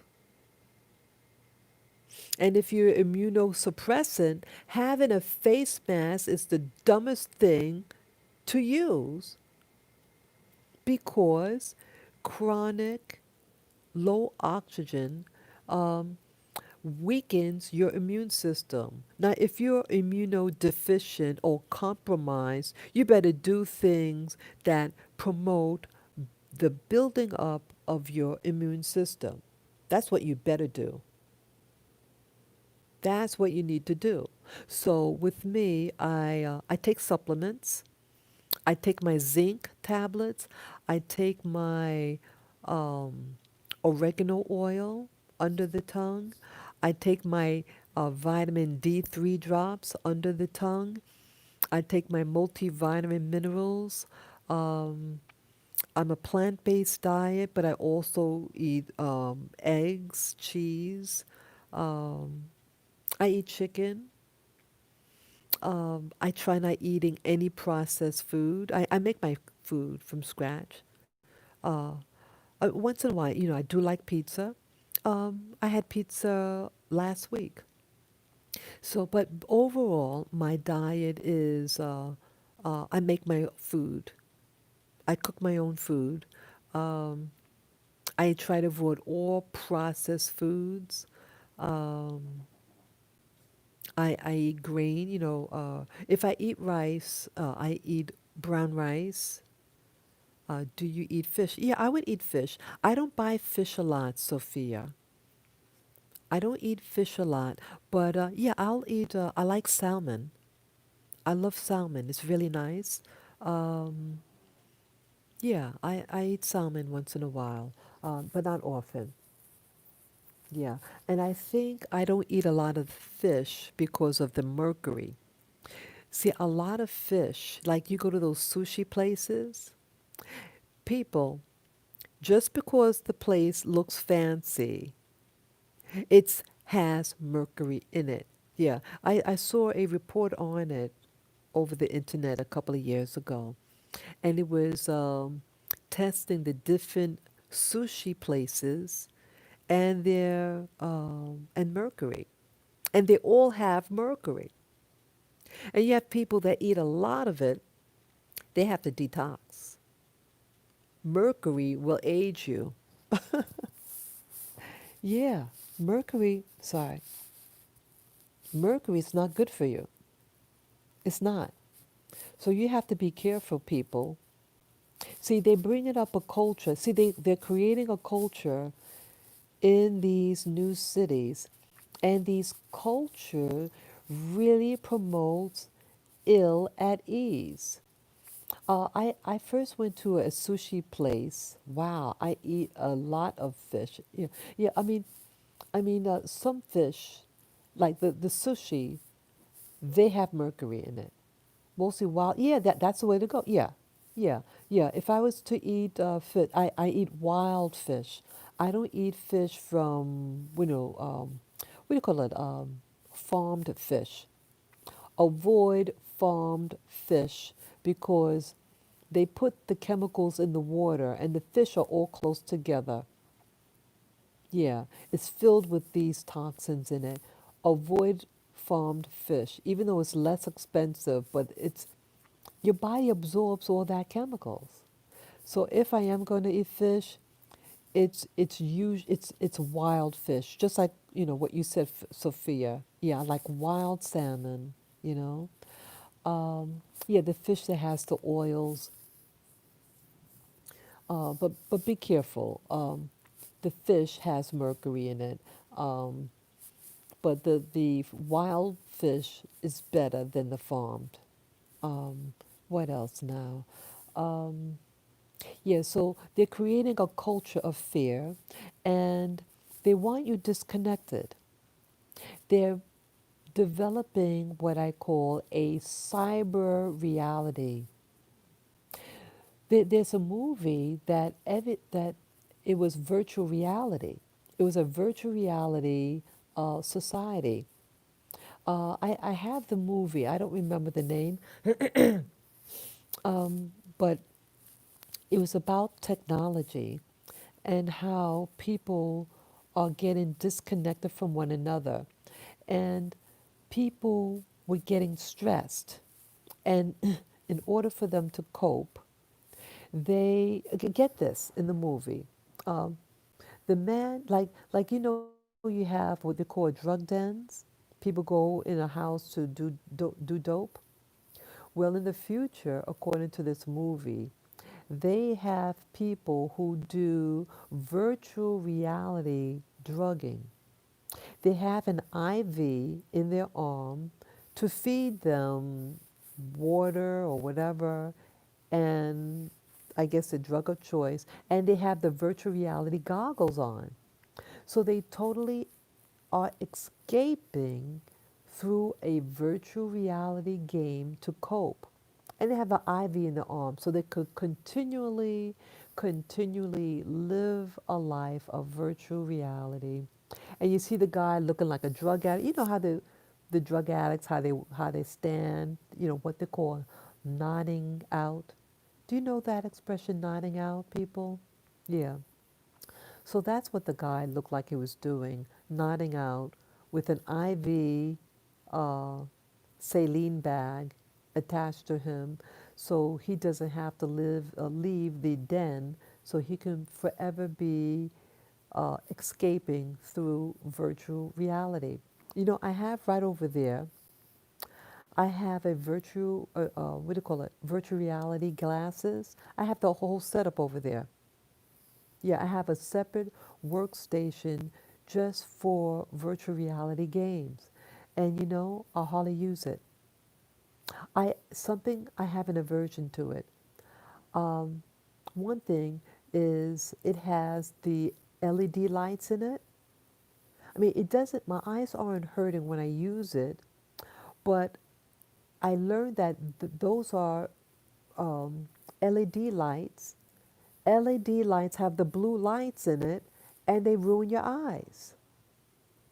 I said, oh wow, I just used it a handful of times. No more than 10 times, I think. And I said, um, I feel uncomfortable with this. Yeah, it cost me $600. It's the top of the line. It's Oculus. Oculus Rift. I have. I bought it maybe 2 years ago. Um, it's in perfect condition. It's the top of the line. Um, and I said, you know something? I don't want this anymore. I don't want to be out of reality. I want to be in nature. Why should I live a life like I thought at first it was, oh, isn't this is going to be exciting. I don't like it anymore. I have an aversion to it. It's been there for collecting dust for over a year. I don't want to live a life like this. I come from a large family. I want to be around people. I love my solitude. Like I live here. I love my solitude. I like to go out, have fun, and come home and unwind. And I feel fabulous, people. I like it. I like it. But uh, they're creating this world of make believe. I don't want to live in a world of make believe. They want you so disconnected from people that you don't know how to. Yeah, Ready Player One movie title. Oh, okay. Okay, thank you, Michael. Yeah, so you saw that movie too, Michael? Yeah, it was bizarre to see that guy in a drug den with an IV so he can watch virtual reality game 24/7, and it shocked me. Yeah, the guy, the protagonist in the movie was, I think they were fighting something, fighting. Yeah. Hey, yeah. Thanks, Michael. Yeah. Yeah. It's a whoa. I don't want that. No, you don't want that. See, they want you to live like that. It's predictive programming, people. It is predictive program that they want you to accept that reality. They want you so disconnected, and they want you. They want to hijack your brain. Remember, Michael? I'm not sure if you saw this one. It's called Ghost Shell yeah, something like that. Ghost Shell. It's an Asian movie, Asian girl, and she discovers that she's a robot. She was a regular human being, and she was a protester. They kidnapped her, killed her, took her brain out, and put her brain in a machine, in a robot. And then she became like a police officer. And yeah, they want you to be like that. They want to have told. Oh yeah, in the movie, when she's trying to discover, she learns eventually what she is. She meets up with this fellow, and it coincidentally, this fellow and her were boyfriend and girlfriend one time. They were friends. During the resistance, and um, they got the guy. Actually, the guy they got first, but his uh, procedure didn't go well, and he went renegade, and he hooks himself up to the cloud, and he's able to communicate with the other consciousness out there. That's what they want you to want to come to you. They want to take over your body and have it in a machine. Michael, did you hear the other? It was over a year ago. I heard this. It was last year. Um, this person. It was discovered that this person was dying. It's a relatively young person, and they propositioned the person that says, say, you have terminal such and such. We have this technology. We can put your consciousness in a machine. And they did it. Did you hear that? This was last year I heard this. Could you believe? And there's a movie, Michael. Did you? There's a movie that came out before COVID. So it could have been 2019 or even 2018. And yeah, yeah, it's a it's a like a virtual reality world, and the rich people have they can choose an environment, and like they have like these mini scale societies, you know, like you can look and shop what type of virtual reality world you want to live in, and you will live forever, and they take your soul out of your body, and they put it in the game, and you get to meet other little people, and then it's a trap. I think I have that one too. I think I'm not sure, but yeah, you know that one, Michael. Well, that is not science fiction. That is reality now. And so they're asking people who have terminal whatever and excuse me, and giving them an option to take their consciousness and put it in a game. No, but sounds very, yeah, Michael. Yeah. Michael, is very interesting, but this is now a reality, according to the news report that I saw. Yeah, they're giving that option to people. And so, what, Michael, look at this now. So, what about people now who are dying of COVID, or people who are so afraid of getting COVID that they say, you know, uh, I don't, let's say that they say, you know, I don't want to live anymore. I want to I want to live in virtual reality game. You know, you're going to see on the internet commercials. Hey, live forever in a virtual reality game, and you choose the type of environment you like, and you know you have a sunny day 24/7. They scare people enough, and then you'll have a whole truckload of people say, "Hey, I'm afraid of COVID. Oh, I'm terminally ill," and they sign up. They sign up. And I think this is all what this is about as well. Get people so afraid so that they want to become a cyborg, you know, someone that live in a virtual reality game, that they become a computer. Their brain, their consciousness is in a computer. Well, people, let's say you do something like that. Who's going to maintain the computer? You need human beings, and they could break. What if there's a fire? See that? They're trying to be God over you. They're trying to be God. And they're purposely steering you away from connecting to human beings, and so that you don't have a support system. And then in panic, you do something foolish, like going in putting your consciousness in a computer. Don't do it. Don't believe any of these scientists. They're a bunch of crackpots. The old way is the better way. I mean, the old in the sense of, you know, we used to be like in a classroom. You know, you had your buddies from school, you know, or in college. You had coworkers. You go out for lunch during break, right?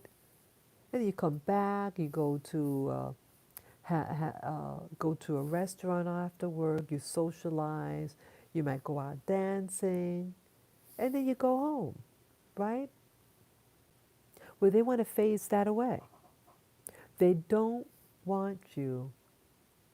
Yeah, it was much nicer the old way, in a sense of meeting people, holding hands. People are afraid to hold hands. You know, they say that, okay, do the elbow. Oh, okay, go do the Obama pump. This is baloney.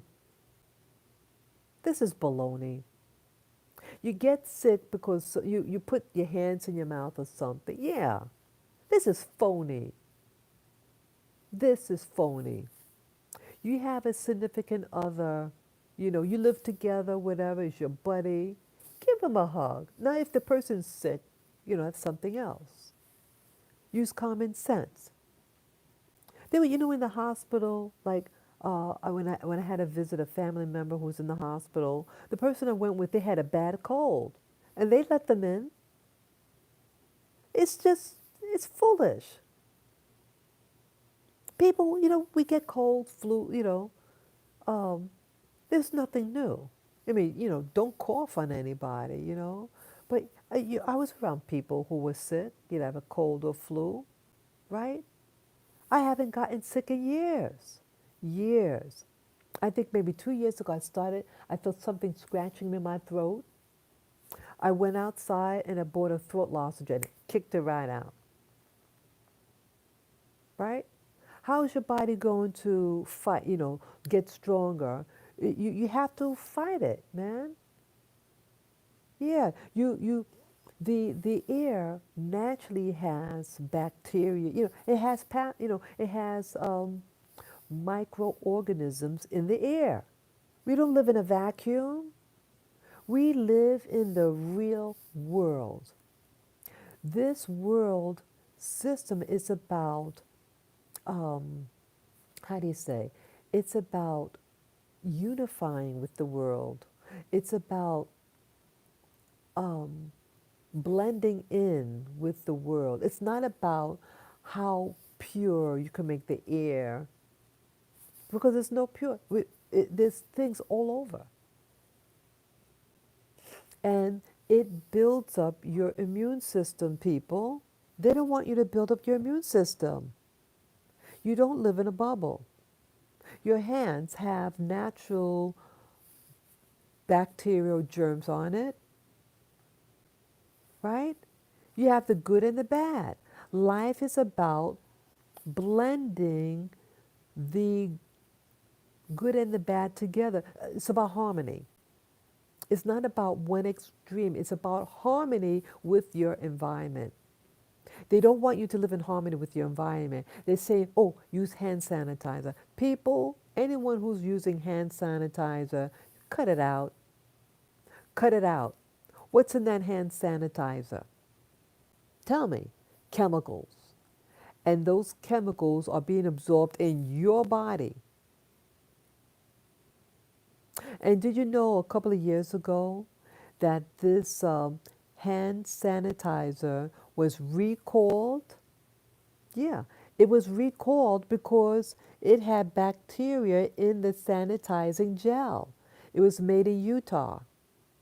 And they recalled the whole product, made in Utah. I don't use hand sanitizer. What I do, see, I really believe this, people. But again, everybody's body is different and works a little differently. Okay? You do what works best for you. But what I do, I'm not a doctor. Okay, I'm not a doctor, I'm not an MD. But basically, what I do, um, I rinse my hands. Yeah, it has chemicals in it. They had recalled the product was made in Utah. Don't use hand sanitizer. Hand sanitizer kills the good and the bad bacteria on your skin. If it's like penicillin. Penicillin is designed to kill every bacteria, good and bad. And if you don't use the penicillin correctly, it'll kill off all the good and leave the bad, right? It'll kill off all the good and leave the bad if you don't use that penicillin correctly. You have to use the penicillin for X number of days consistently at the same time every day until the regimen is up. But a lot of people don't remember to take it every day. And so boom, what happens that it killed off all the bad and left the strong ones, and so only the strong ones were able to reproduce, and so then penicillin becomes weaker and weaker. It gets less effective. Okay, okay, Sophia saying, when you said that that brand was recalled due to containing bacteria, yeah, yeah. Isn't that funny? Yeah, it is funny. They want you to use hand sanitizer to kill bacteria, but yet the hand sanitizer has the bacteria in it, and that's why they had to recall it because it was a contaminated batch. It was a contaminated batch. It doesn't kill anything. It didn't kill anything, and so they recalled it. Yeah, it's absolutely funny. See, they want you to believe in science. I believe in nature. I believe, again, this is my belief. I believe work with nature because nature feeds you. Nature feeds you. It provides you oxygen. It provides you food. It provides you everything. And if you're alien to what feeds you, you're going to respond like an alien from another planet. Yeah, you have to um, blend in. You have to, what's the term I was just saying again a moment ago? You have to live in harmony with nature. Nature is your friend, and nature could be your worst enemy when you go against it. Go with the flow. And so, what I do, again, I'm not a doctor and I'm not prescribing medical advice, but I'm just sharing right now. And what I do, I use common sense. I do not use hand sanitizers. Um, if I go outside and I'm doing a lot of stuff with my hands, I come in my house and I wash my hands with plain soap. Plain soap. And I make my own soap, people. And you can make your own soap too. I make a plain liquid soap. I also make my homemade bar soap also. But at the, like right behind me is my kitchen. And I have my liquid soap that I made. And I did put in that batch a little tea tree oil, but just a little bit in it. And I use it to wash my hands. But let's say like I'm doing things, out and about, in my apartment, and then I'm going to want to eat something, or let's say I'm petting my dog, then I just go rinse my hands off. I rinse it off. I don't want to always use soap on my hands when it's drying. It could be drying after a while. And if you wash your hands too much, you'll develop cracks in your hand. And then when it's a crack in your hand, um, an opportunistic uh, bacteria or virus can enter through that crack and get an infection, and then you get sick. So I don't want to overdo it with hand washing. I mean, you meet people who wash their hands every few seconds. These are the paranoid people. These are the ones who are sick. You see those people who live on the street? Do you see them with COVID, people? You don't see them with COVID. These people are strong as an ox. They have a strong immune system. They make poor choices, drug choices, but they have a strong immune system. You didn't see them sick. They were out there all winter last year, and they're still on the street where I live. They're not dying from COVID, you know? But they have a strong immune system. They're not overly doing it. Don't overdo anything. It's about balance and harmony. Balance and harmony. That's what you're aiming for. Balance. Not going this way, not going that way. You want it, you know? Like that. And it's going to rock a little bit like that, but just something level. Washing your hands every few seconds. What the hell are you doing? Okay? But if you're touching something like your dog or something, or you had to pick up after the dog, yeah, you wash your hands after that, and use the soap. But everything other than that, just touching a regular surface like this, I'm not gonna just rinse the hand with water. I go outside to dump something out. I come back, I'll rinse my hand, you know, and that's it. And I'm fine. And I've been strong for years. I haven't gotten, I don't know when I was sick. Okay, Michael is saying their exposure to the sun is the key. They are getting more sun being homeless than the sheltered individuals. Yes, exactly, Michael. Exactly. Exactly. Yeah. Yeah. So you too, I have to remind myself, go out. See, now I have to be careful. Yeah, and I shared this with you guys. I told you about the groping. Yeah, be one with nature. Um, someone had tried to rob me. Well, a security guard noticed that someone had wanted to rob me, and someone tried to take my dog. So, yeah, people are getting more aggressive here in New York City. Yeah, and you have the Antifa and the Black Lives Matter organization terrorizing people in Manhattan, where I live. Yeah, people, I told you guys in a earlier video that my shopping cart, remember the shopping cart that I used to go out with my dogs? It broke. It broke. And so I haven't been going to the park with them. So I stay close to the neighborhood. But it turns out that they were holding marches. They started at Central Park, where I go to, and they headed south. So maybe it's a blessing in disguise that I stay at home or don't go out a lot, because my dogs are still getting used to, walking. But I did go out with them yesterday. But yeah, you have a lot of violence now. You have people, if you don't look right to them, they'll attack you.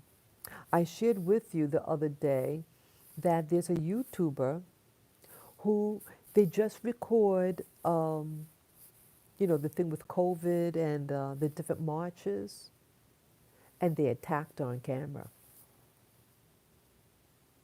Yeah, I did. I showed you the video of them attacking her, and then they attacked her again on Martin Luther King Day. Could you believe that, people? And I talked about this too.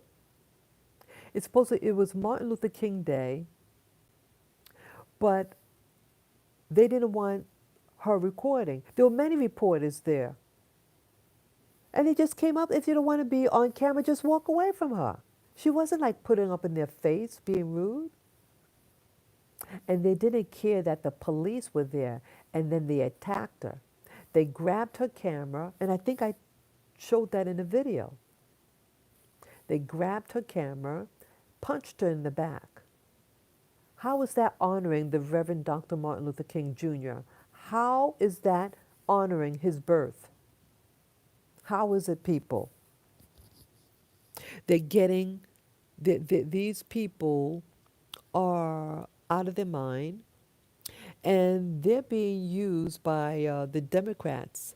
Yeah, the Democrats. See, people, you notice you never hear the term uh, Biden, Biden supporter. You only hear Trump supporter. You don't hear Biden supporter. Well, I believe, or at least how it turned out, that Black Lives Matter organization and Antifa are the tools that the Democrats and the far left is using to take over America. That's what's happening. And they are bullying people. They're hitting the middle age. They're doing a sucker punch. They're even hitting women. And a guy wearing a Black Lives Matter T-shirt is the one that groped me last year.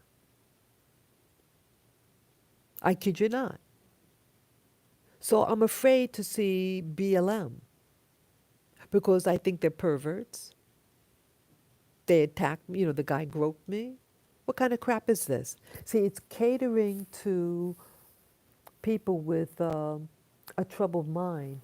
These are angry people, and they're being used to take over New York City. Absolutely. Money raised by BLM for the Democrat. That's right. That's right, Michael. That's right. Yes, black lives do matter.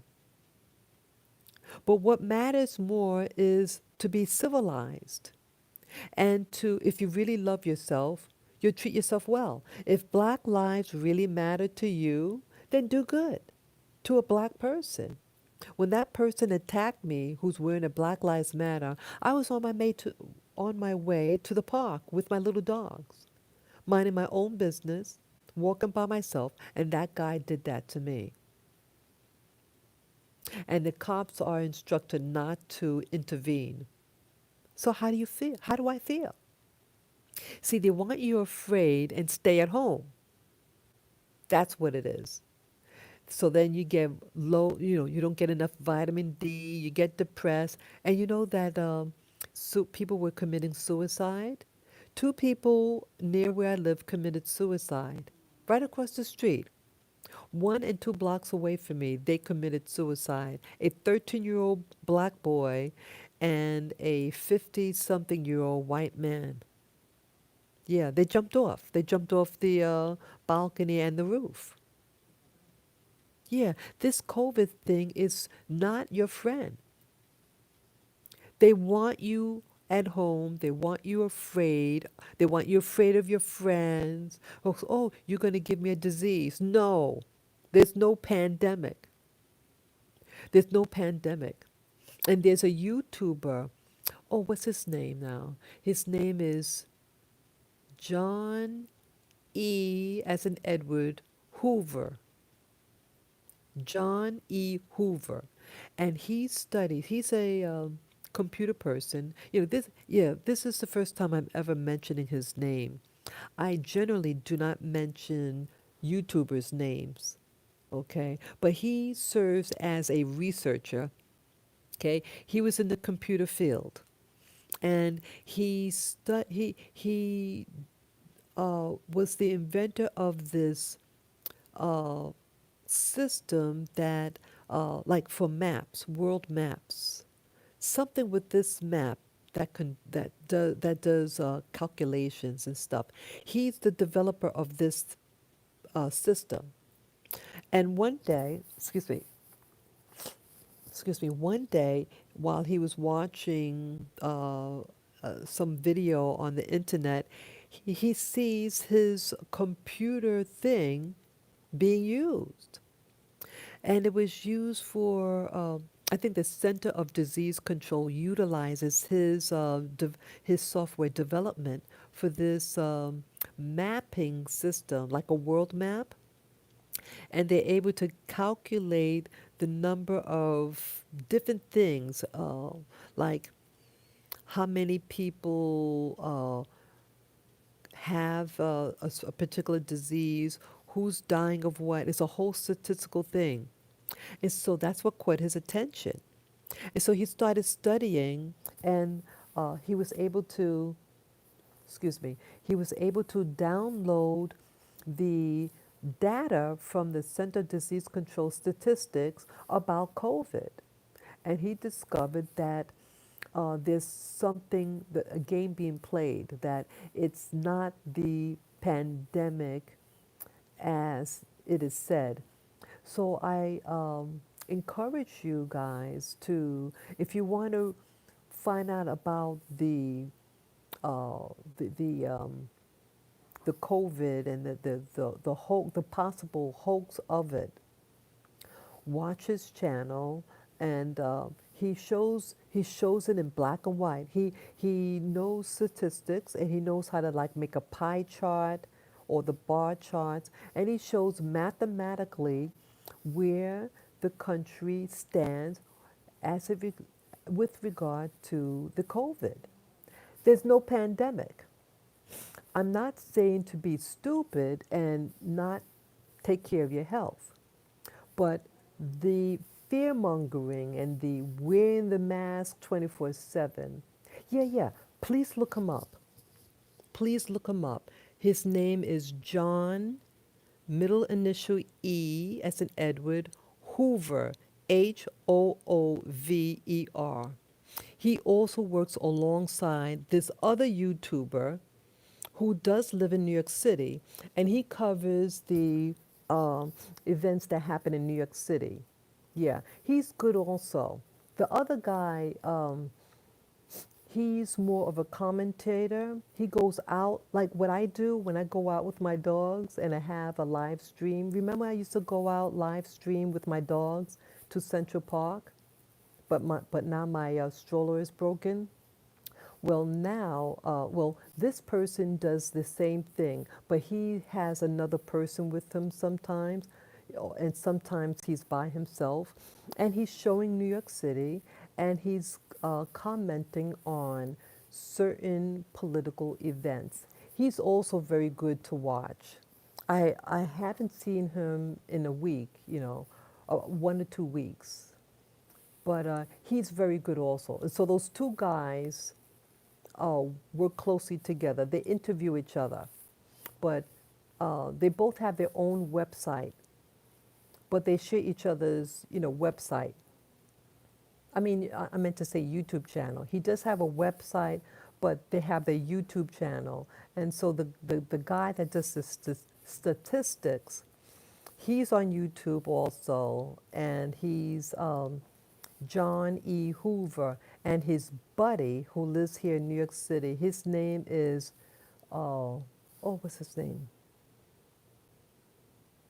Oh, I forget his name, but I think his channel is Crowdsource. I think it's Crowdsource. I forget, but he's another YouTuber, um, and he comes on. He's very good. Yeah, you'll be able to see it. Yeah, you'll be able to see both of them because they're on each other's shows. And so when they give one name, they're going to have the other guy's name too. But the one I know, the real name is John E. Hoover. He does the statistics and he discusses it with his buddy. And his buddy lives right here in New York City and is able to interview people. Yeah, and he's the one that introduced me, not in person, but on his channel, he introduced me to that lady who got beat up by Black Lives Matter and Antifa in New York City. Yeah, so I checked that lady's channel out. Yeah, see, there's a takeover in New York City.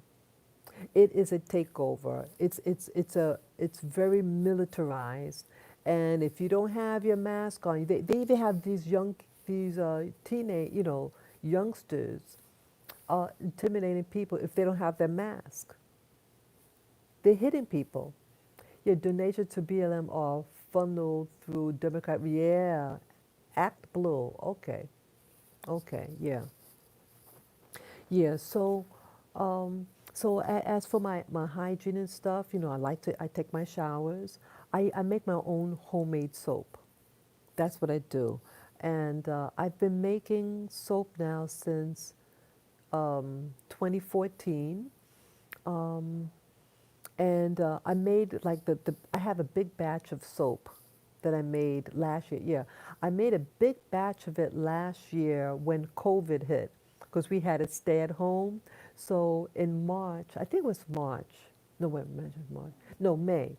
May of last year, I was stuck at home. I said, hey, I got to get rid of X, Y, and Z. Hey, let me make some soap. So I made a whole thing of soap. I did a live video on how to make soap, and I had a little accident. It was so fun. It looked so funny. Yeah, the thing bubbled over. See, there's two methods. You can make the bar soap and the liquid soap. And the liquid soap is the soap you have to cook. You have to cook the mixture, and sometimes it bubbles over, and that's what happened to me. And then there's the other method, making the bar soap. It doesn't require cooking, but I ran out of that powder to make the bar soap. So the only powder I have is to make the liquid soap, and that's what happened. The bar soap is real easy to make, and I don't want to order any more of the powder to make the bar soap because I have a lot of my soap there. But yeah, you could go on the internet, learn how to make your own soap. It's really fun to do. Yeah, do that, and you'll feel better. You'll know what's going in your body. You know, it's just like three ingredients, 3 or 4 ingredients: water, uh, s- um, lye, the water, lye, and your oil. And then you can put an essential oil in it also, your fragrance. But basically, it's three components: water, lye, and then the oil. Bingo. That's soap. That is a true soap. A lot of things have detergents. You don't you got to watch out about these chemicals. I mean, I'm not one of those germophobic people. I'm a real like spirit journey here. I'm a very earthy woman. I don't even shave my legs. I'm that natural. I don't process my hair. Sorry. I don't relax my hair. This is all, everything about me is natural. I don't have, we call it what do you call it, tips. I have my natural hands. Yeah, I was taught early in life, take care of your hands. So I put lotion on my hands. I shape my nails. You don't need a lot of stuff to be beautiful. Yeah, being clean is being beautiful, but I'm not saying to be like a germophobic person. Yeah, I go barefooted in my apartment. I like to feel things, you know? You got to feel things. You got to be connected with your environment. And it's people who are afraid of their environment, nature, are the ones who are sick. The people who are constantly washing their hands and their hands get dry and then they get an infection and then they have to go to a doctor to get penicillin or a shot because of an infection in their hand. Does that make sense to you people? No, not at all. So I'm real natural. I'm a very natural person. Um, and I'm very tactile. I like to feel things with my bare hands, you know. I'm not afraid of my touching things. Hello. And I don't get sick. I don't remember when I got sick. I think 2 years ago, I started to feel something over here. I went and bought throat lozenges, kicked it right out. Yeah, the one from Switzerland, what do you call it? Switzerland, that Ricola. Man, I don't get paid by them. This is not an endorsement, but Ricola is fantastic, man. I bought it, and whatever was wanted to kick it, boom, it went away. It went away, and so yeah, I try to eat natural foods. Um, if I could afford the organic, I'll get the organic. But um, even with the organic, um, someone pointed out something really important to me. They had a good point. They said things really can't be organic because you have in the air, what do you call it? Those oh they're nanobites. They call it nanobites. They're little particles that they make, scientists make, and like the chemtrails, or they're spraying it with the chemicals that have nanobites, and it's getting in the food system. And this YouTuber is, she's really savvy. This YouTuber, I forget her name, but she's the nun that got groped by a priest. Did you hear that one, people? Excuse me. Did you hear that one? The nun. She was a nun. She's from the East Coast, and she was just she was very naive, and but she became a member of the Catholic Church. She wasn't raised in religion, but she was fascinated with Catholicism, and she became a Catholic, and she wanted to become like a priest, like what do you call it, a monk, and she got assaulted. Yeah, yeah. Her videos are fantastic. I forget her name. You just type into YouTube, none that got groped or none that got assaulted. And she's a researcher too. This girl is sharp, boy. She's a young girl. Excuse me, she's only in her 30s, and she is sharp. The girl, she writes books. She does scientific studies. Like she's a researcher, and she wants to promote like you ever buy a product like a food product, you have the word organic or non-GMO. Well, she wants to create a new label uh, and have nanobite free, and she had the logo. She was fantastic. Oh, you gotta see her work. Yeah, I was introduced to her over YouTube no more than 2 years ago. And yeah, she has a YouTube channel and she has a website. And I watched her a little bit. Yeah, I haven't watched her in a while now, but she's fantastic also. But yeah, the point is that the food now is contaminated with these nanobites, and they are used to, according to her and other people, that it programs your body. It's like a little computer, and they could attach to various sites in your body, and it can control certain systems in your body. So she wants to implement that labeling to require things to be nanobite free. Yeah, I'm all for that. So, oh, the point of mentioning that about the foods, yeah, uh, organic is becoming, well, the term organic is a label you have to pay for.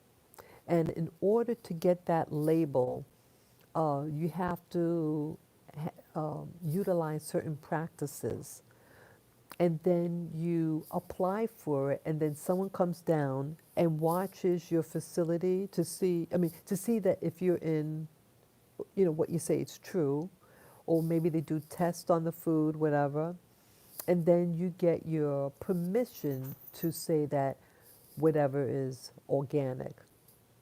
But people, the lobbyists could change the meaning of words. Let me explain.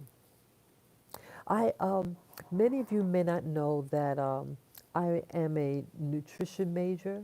I majored in nutrition in school. I got my master's in nutrition, and so we had to discuss about the different food labels. And what was that now? Um, what the what the lobbyists do in the food industry do? They have a lot of money, and they can buy Congress.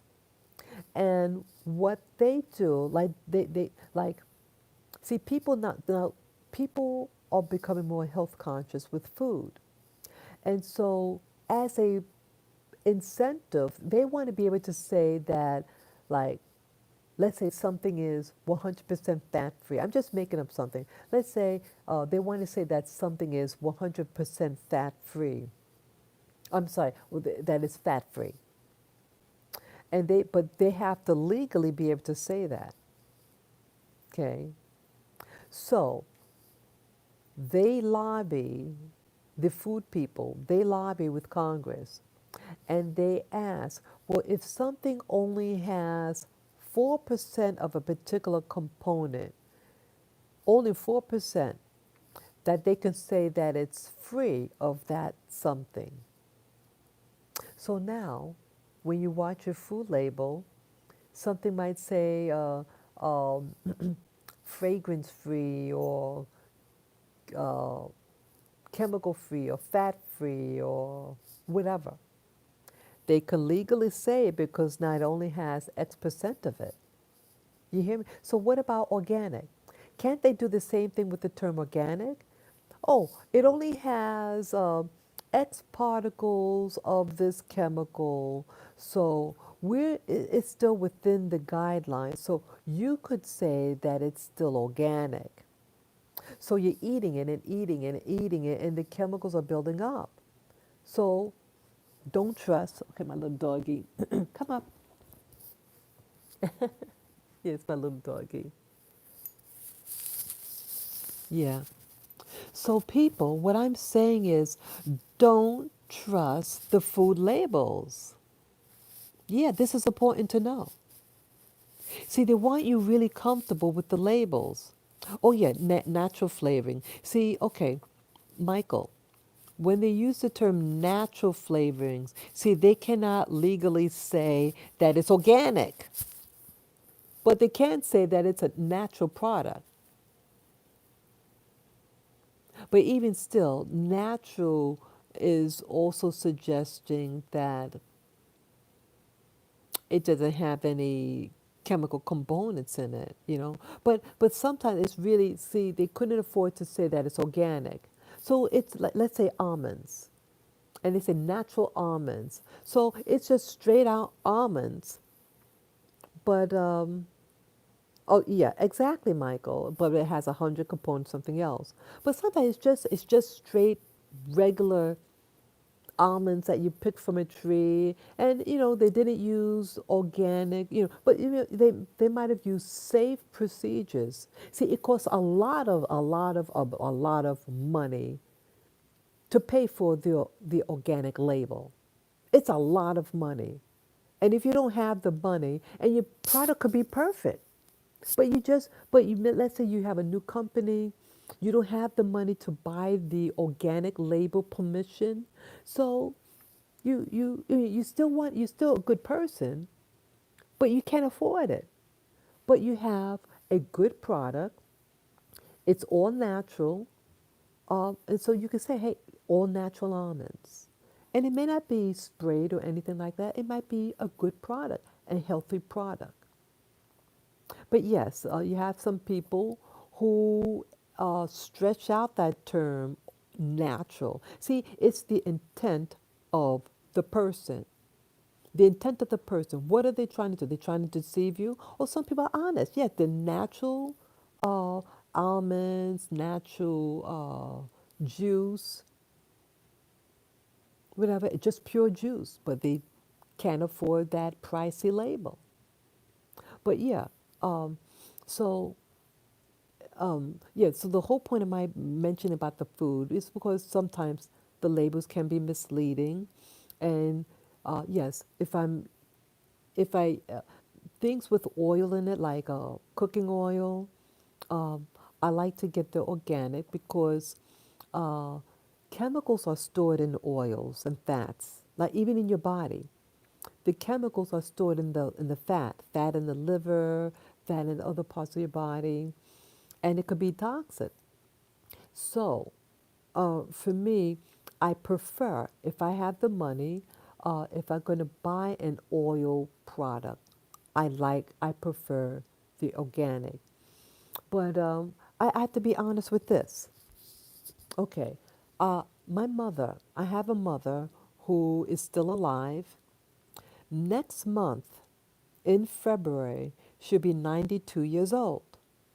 So I have to ask myself, people, okay, my mother wasn't about any health anything. I mean, she's old school, meaning, okay, when we eat, we have a starch, a protein, and a vegetable.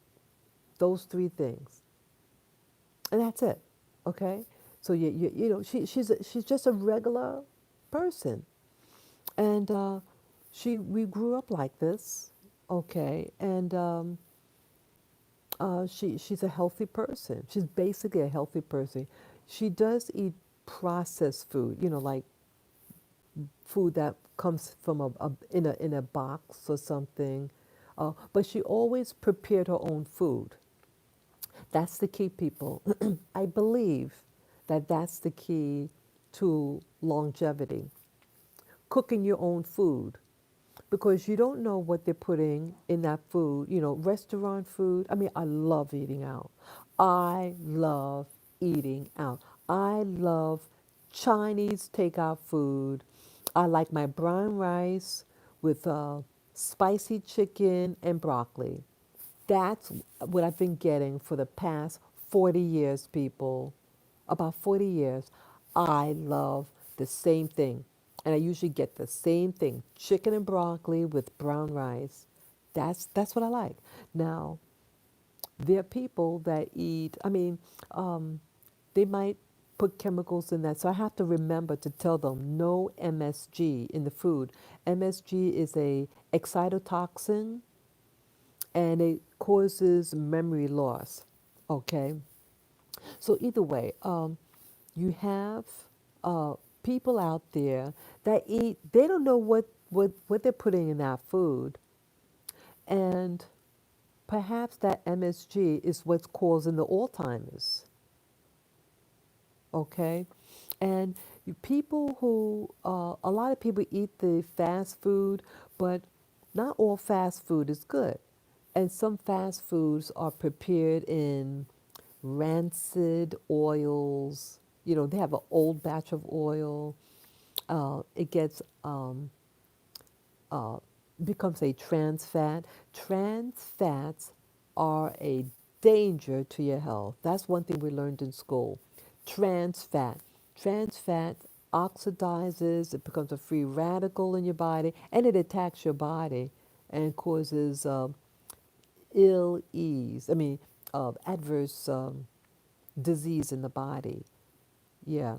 So you have all these young people now eating the fast food, but it's the bad fast food, and they're getting obese, and it's causing chronic diseases. And those people who are dying from the COVID, they're dying because of disease, chronic health conditions that already exist in our body. They have hypertension, they have diabetes, you know, and then you get let's say they have cancer, and then you have an opportunistic virus like COVID, and it wipes you out. So I'm only saying to uh, be be aware what you're eating. I like sure I like fast food, but I'm thinking like my mother. My mother was just a regular, she was born during the time of the Depression. She'll be 92 next month. She's old school. And, okay, yes, MSG causes Alzheimer's as well as aluminum and deodorants and all aluminum that we use daily. Yes, Michael. Bingo. Bingo, bingo, Michael. That's right. Yeah, I make my own deodorant also. Yeah, thank you for sharing that, Michael, because you are 100% right. Thank you for sharing that. I, yeah, I learned about that thing, what you said about the aluminum and arm deodorant. Um, yeah, cancer is in my family. It's now in my family, I should say. And I don't use, like, yeah, again, chemicals are stored in the fat, and the breasts have a lot of fat in it. And if you're using deodorant that has aluminum, the aluminum goes in your ducts, or what do you call it? I forget the glands that are under the arm. It's on the tip of my tongue, but it's part of the immune system. These glands that are by your underarms, and then it attacks your breasts that has the fat, and it causes cat havoc. So I haven't used standard deodorant in I don't know how many years. Yeah, lymphoma. Yeah, your lymph glands. Thank you, Michael and Sophia. See, I have smart people that watch my channel. I appreciate you guys. Thank you for sharing that. Yeah, thank you for sharing that. Yeah, your lymph nodes. So the aluminum goes into your lymph nodes. So what I've been doing for I think over 10 years now, I use cornstarch, and preferably use the organic one because most corn is GMO. Most corn is GMO. Oh, thank you, Michael. You're smart too. You're very smart. I thank you, Michael. Thank you for that compliment. See, I appreciate you guys. I appreciate my viewers because they're generally very honest and they share and they teach also. See, I'm a student also, like you. I learn from you guys as well. And I feel because of my background growing up um, that I feel a need to protect others. Thank you, Sophia. I appreciate you also. I do. I appreciate you both. Yeah. See, I was raised in an environment where I was taken advantage of. I was violated, and um, I feel that I wasn't able to protect myself, but I have this compassion to protect others. So a lot of things I say, I say it because I want to protect you. And sometimes I might come across patronizing, unaware. That is, I'm in no way trying to patronize any of you. What's, what I'm speaking, I speak from my heart, and I have this compassion to protect people through the knowledge that I have and through my experiences. Let's see here. Okay, Michael said, a good teacher is an even better student. Oh, yes.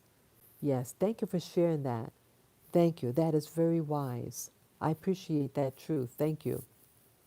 So I tell people my experiences in order to protect them.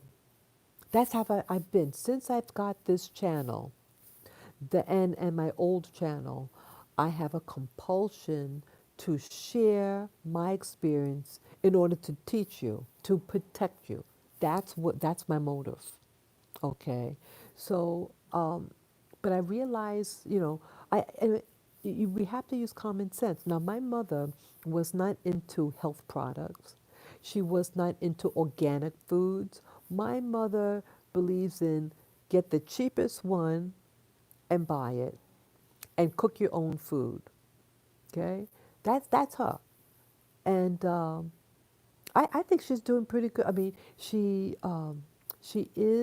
does have now she does have she either, she has dementia, and it is getting worse, and it affects her personality. I want to be honest with that. But hey, 92 years old, come on, right? That's damn good. You know, she can walk. She doesn't need a cane to walk. My mother can walk. So I start to think now, people. Now, if my mother wasn't into supplements, not my father was. My father had all ailments. My father was a diabetic, and he had everything that came with diabetes, everything. But he was into supplements. He passed away at the age of 77. Um, Diabetes related illnesses. And oh, yeah, MCT oil. Yes, I have the MCT oil right up there. Let's see. Yeah, try a little MCT oil dealing with her. That is brain fuel and it may help slow progress. Yeah, yeah. I did buy the coconut oil for her like a couple of years ago, maybe 6 years ago. I introduced coconut oil for her. She did try some, but it's something you got to do. It is what it is. Um, but yeah, I did buy it too. I have it right up there. I don't I don't take it every day, but I might take it like for a few consecutive days and then I stop. But yeah, so I had to be realistic.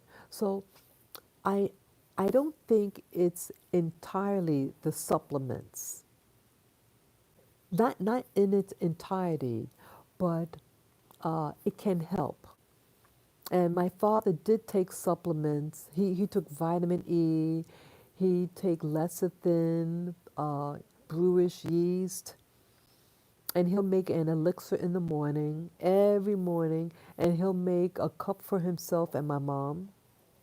That's what he did for years. I never took it back then.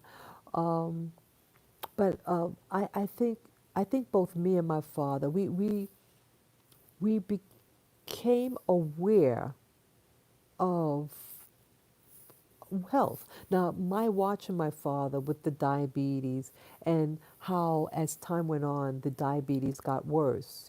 His health, and again, he's getting older and his health also worsens over the years. So I was exposed to what a diseased person looks like, what happens to a diseased person. So I've just been fascinated with health and the natural soaps like Bronner's, what do you call it, Bronner's soap. Oh, me and my father bought Bronner's soap, and then he passed away 11 and a half years ago.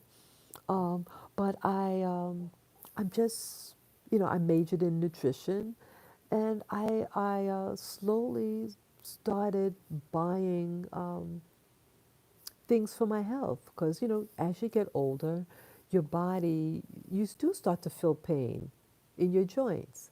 So I started buying products for the joints 19 years ago, consecutively.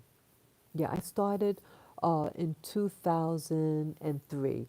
No, no, no. I started before 2001. I started buying, slowly starting the products. And then by 2003, I was full force of buying supplements of some kind. Um, so, yeah, I bought my new things of supplements about a month and a half ago. Um, but I do have to, I want to drink my water, which I had next to me. And I do need to take my MCT oil because people. Let me be honest. Sometimes I forget. Sometimes like I might leave a room to get something, and in the middle of getting it, I forget what I'm going there for, or like remembering what I did the day before. Like what did I eat? I'm forgetting details, like I remember I did something or that I went out, but then I may not remember when I went out, but I knew it was approximate. Yeah. So I see that my short term memory is changing. And this other YouTuber that I'm listening to now for maybe 2 years now, she's an older lady, um, and she said the same thing. I have the same symptoms she has. She's 60, she's 63 years old, this other YouTuber, and I'm 58. And so her symptoms are similar as mine. So it could be, just getting older. But yeah, I don't want dementia or Alzheimer's, you know. So I want to make sure I take that coconut oil and the MCT oil. I do use turmeric. I do use that. Um, yeah, and I need to stretch out. I was even thinking about maybe sharing, doing exercises with you. Yeah, here it's COVID, and I do a lot of sitting, but I do need to stretch out. So maybe in the future I could do videos with me stretching out and to encourage you guys to stretch out also with me, it's something I've been thinking about doing and doing it live. Oh yeah, you would like that, Sophia? Okay, something I think I might do then. You know, yeah, because we all got to get fit. And we can if we can have fun in the process. You could do a live stream, and I could do some mild stretching with you.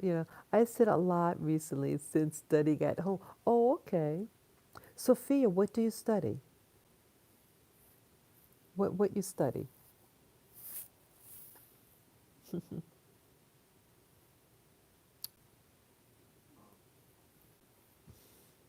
Yeah.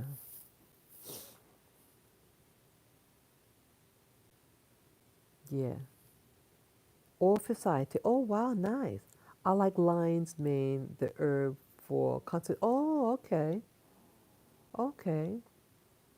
I use cat claw. Yeah, I went on the internet and they said, I think it's called cat claw. It's supposed to be for the mind, your brain. And they said oolong tea. They said oolong tea is helps memory. So I ran out of the oolong tea, but I still have the cat claw. I don't know. I was in construction industry prior. Just wanted a change. Oh, okay. Oh, wow. Nice. Nice. Oh, that sounds exciting. Yeah. Yeah, me, I did everything. I was in virtually every occupation. But I would say the bulk of my work was as a secretary slash administrative assistant. Um, I worked in the financial industry, banks and brokerage houses. What do you call that? Investment banking. Yeah. That was the bulk of my work. And then I did I did several career changes. I worked in the cooking field. I had gone back to school and got my certificate in pastry arts. And I worked maybe the maximum of 2.5 years in the field. It was not a good field for me. But I did it though for no more than 2.5 years. And I also worked as a security guard. And I also worked in many industries. I worked in television behind the scenes. I worked in advertising behind the scenes. And it is a dog eat dog world. Yeah. And then I also worked in retail also. So that's basically me. And yeah, I did it all, boy. Yeah, I worked in many industries. I worked in different environments. I worked in New York. I worked in Hawaii. I worked in St. Thomas. I worked in Florida. I worked in Colorado. Yeah. And then I was also in the military. I forgot that. I was in the military and I worked overseas. So things are all the same. But I say, whatever occupation you choose the one, it's okay to try different things. If you don't like it, try something else, you know. And also, I taught myself how to make soap. And I was going to sell my soap. Yeah. Oh, and let's see. I was in the Marine Corps. All right. Thanks, Michael. Hey, thank you for your service. Thank you for your service. Nice, Michael. Nice. Yeah. Yeah. So I see, trying different things, you get to see, it's all basically the same. I think, yeah, thank you, Michael. I think with me, Michael and Sophia, that, and the other people who are out there watching, um, I think, like what I mentioned before, I think it was yesterday, so the day before's live stream, I said that I think I'm an empath. I'm trying my hands at creative writing also at the moment. Oh, very nice. Very nice. You can do it.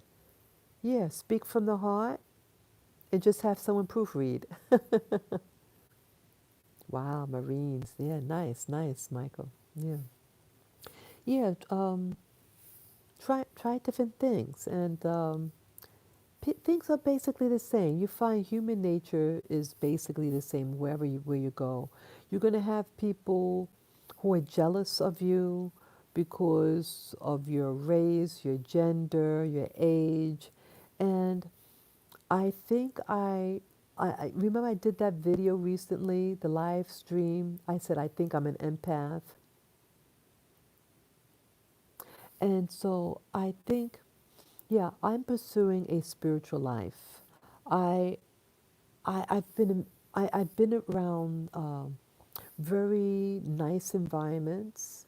Um, I mean, I worked in a real fancy office um, with people who make a lot of money. I worked in vacation spots, and you see all these people. They're not better than you. They might have more money, but they're not happy. They're not happy people, and it doesn't make them even live longer. And so I'm wondering. I ask myself, why are you all fighting each other? When I worked in retail, I worked downtown Manhattan once. I worked across the street from the World Trade Center when it was all rubble, and I did get sick. I had these lumps in my throat, and it cleared up. Yeah, my glands were filled with those toxins. They did let me go. I got sick twice, and the excuse was the my being sick. I got sick, but it was office politics. That's why they let me go. But oh, what's the point in bringing that up? Um, yeah, everywhere it's the same. You're gonna, yeah, I remember that job. There were people that were fist fighting on the job. These ladies, fist fighting at a department store. The coworkers for money and territory, and no, I can't have that. Yeah, it's true. It's true. I speak the truth. And they couldn't have done me a better service. Yeah, they let me go. And I'm not ashamed of saying it. They let me go, and you shouldn't be in danger. You shouldn't go to a job and wonder whether you're going to get beat up by a coworker. Yeah. Yeah, ladies. The ladies in New York City are very dangerous, some of them. You have a lot of people from other countries, and this is not a knocking against people from other countries, but they work differently, and they're about territory, some of them, and they fight. And I said, I had enough of this.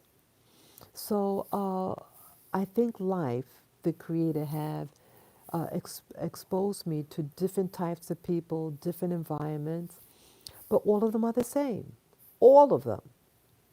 And so, what is life all about? So, for me, I'm saying that life is about people. Here, I met someone that I hung out with someone just briefly yesterday. I hardly am around other human beings, actually, like hanging out, because everybody's on the phone. Everybody is sober. What do you call it? Cyber connected. You're connected by a computer, but actual hanging out with another human being is becoming hindered. And so it felt weird. When you're with someone in person, you're dealing with the person's idiosyncrasies. We all have it. We all have idiosyncrasies. And you're in somebody else's home, or they're in your home, it's different. It's different. It's safe behind a computer, but to actually deal with a person, meeting with a person in person, getting there on time or being late, it's different. And we are forgetting how to be human beings. So yeah, I enjoy doing my live streams. I'm enjoying doing this. That's why I do it. I enjoy it. But I want to also be outside too. Be out with my dogs, meeting people in the park or whatever. That is important also. So, as I did that video a couple of days ago, I said, I am an empath. I think I'm an empath. I feel like people, I'm from another planet. I feel like, I'm born and raised here in New York City. I have a regular family, but we just don't connect. Uh, I'm just different. I've always perceived things differently. Um, People are fighting for a guy or a girl. um, yeah, a message just prompted up on my screen about plastic surgery. You know, look at that. I saw a video of a 22-year-old girl getting extensive plastic surgery. I'm 58 years old and I look better than her. Ridiculous. If you're my age, yeah, get that plastic. If you got money, get the plastic surgery. Ladies and gentlemen, stop with the foolishness. You're 21 years old and you're going to get plastic surgery, the breast, the booty, come on. See that? They're teaching you that you are your body. No, you're not. Your body is a car. It's the person inside the car that runs it. Yes, yes, take care of your car, your body, but the real you is inside. Yeah, it's programming. It's programming women that their value is based on their looks. And that's why these ladies are fighting each other. You're fighting for a guy, fighting for the job because you got to feed your kids, because your man's not working, because he left you for another woman. Stop that nonsense. Make your own money, ladies and gentlemen. Make your own money. And honestly, and live a simple life. I've been around people. I used to work at a resort in Florida. And they're not, it's not real, people. Those people aren't real. They hide behind their clothes, their bling bling. They're not any happier. And I think that's why the Creator uh, allowed me to work in different industries because I was searching for happiness. I was searching for happiness. I thought happiness was a job, a type of job. And and it's not, it's not.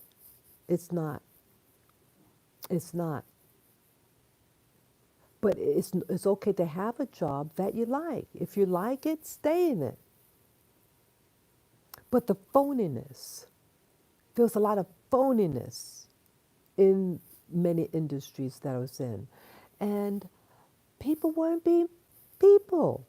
People were spying on other people, looking to see what they're doing on their terminal. Did you know in these big corporations that I work, they have cameras? Did you know that there's a camera in your phone, on your computer at work? Did you know that? When I worked in advertising, um, I was friendly with one of the guys on the job. He was a nice guy. I mean, we were just platonic, you know. He was a married guy. He just had a baby, he and his wife. Okay.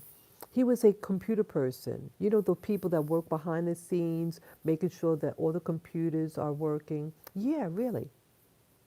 And he invited me in the computer room and he showed me, hey, let me show you something. And he showed me. He has access to all the terminals. He can see what you're looking at. He showed me. Yeah, he was a nice guy. And one day, I kid you not, one day I was at my terminal and the little cursor was moving by itself. And then I saw a little, like a little icon pop up on the screen.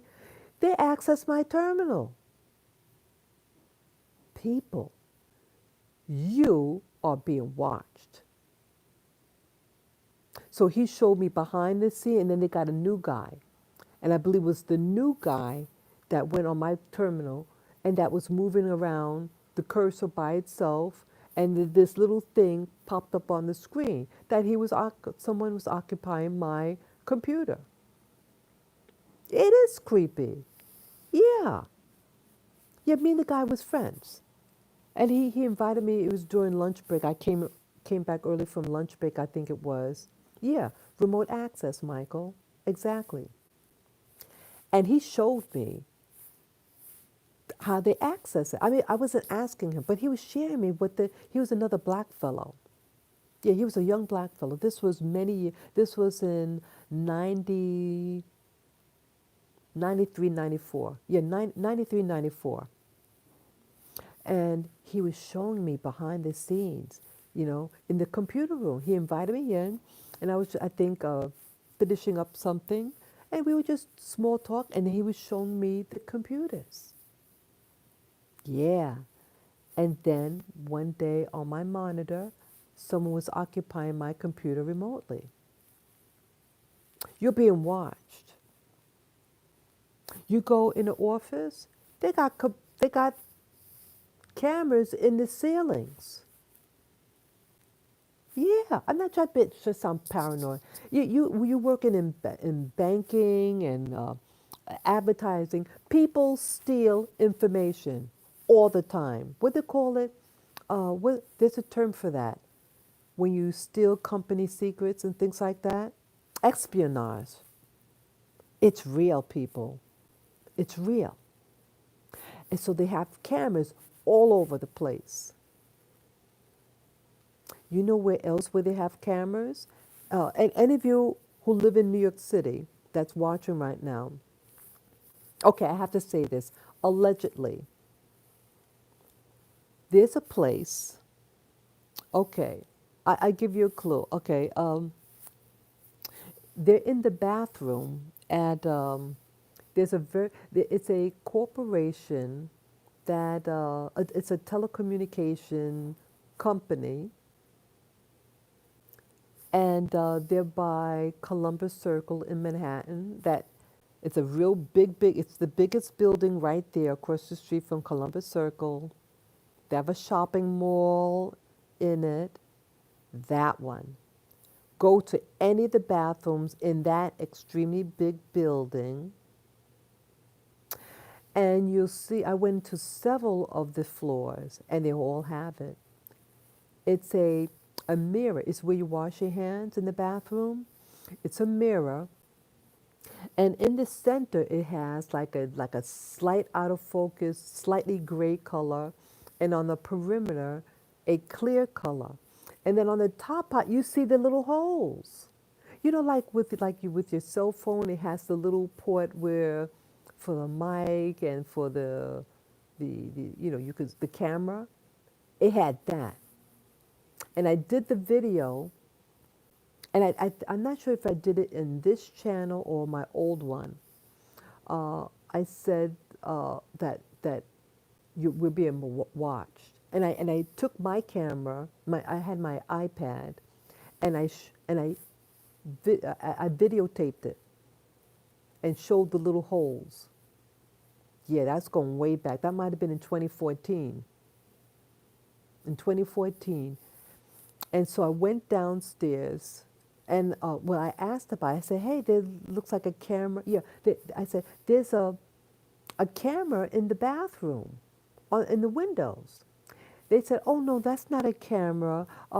That's a screen. We used to show commercials, and blah blah blah blah blah, and it's broken right now."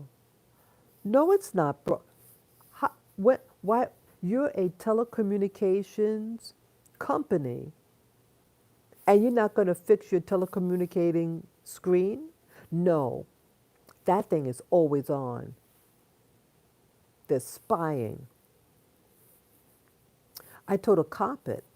The cop, when I told them what address it was, he got scared. He said, go."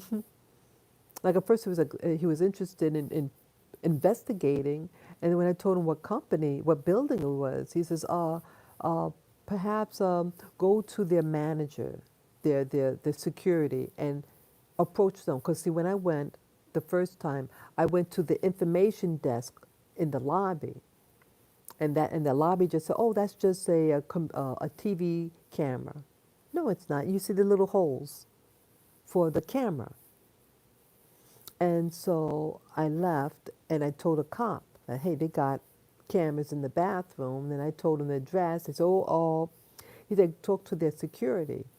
And then he said, but if they give you the runaround, whatever, and blah, blah, blah, and sound fishy, then come back. So I did go back, and asked to speak with security. Oh, well, they're not here now. You know, the person here, we have a new person in security. Oh, just leave your name and telephone number. I said, that's okay. I'm not going to give them my telephone number and they're going to spy on me. That's what I felt.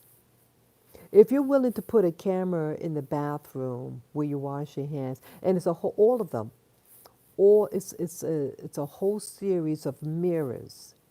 It's disguised to look like a mirror, uh, but it's a camera. You know, the little holes, it's real faint. You know, it has the glass over it, but it's a little hole. It's three holes. So one's for the audio, one's for to that they see me and then me see them if it was operating. It's been several years now and it's still like that. I haven't gone in there in a while, in quite a while. Yeah. So you are being watched and um, it is what it is. So if you're one of those type of people who leave your monitor on, get a piece of tape and tape up where the sound and the audio. Who knows whether they are planted in the cubicle? So yeah, that's what my real concern was. Yeah, you could see it on my video. The video is up. I forget if it was this channel or the my other channel, but just type in camera in the bathroom, and you'll find it. See, I'm afraid to use the term in the video. I give the name of the company, but because now that people are being censored, their channel, and for me to say the name um, of the place. It's an extremely large company. It's a telecommunications company. And they're across the street from Columbus Circle. So if you're in New York City, you know what building I'm talking about. It's a relatively new building in comparison. Right across the street from Columbus Circle in Manhattan.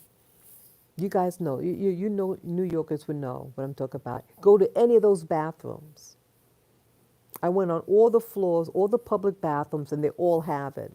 How could all of them be broken? Okay? You're being watched for whatever reason. And if they're videotaping you in at the sink, why aren't, they could also be doing it in the stalls. So that's why I initially stopped, because I got scared. And then when I really had to go to the bathroom, I had to go. But yeah. So that's why I want to choose a spiritual path. I'm not perfect. This is a journey that I'm sharing with you guys, but I'm not perfect. I'm like everybody else in the sense that, I have my so-called good days, bad days, um, and I'm learning just like you guys. And I like to share what I learn. I like to share my experiences because I like to talk from my heart. And I like to inform people.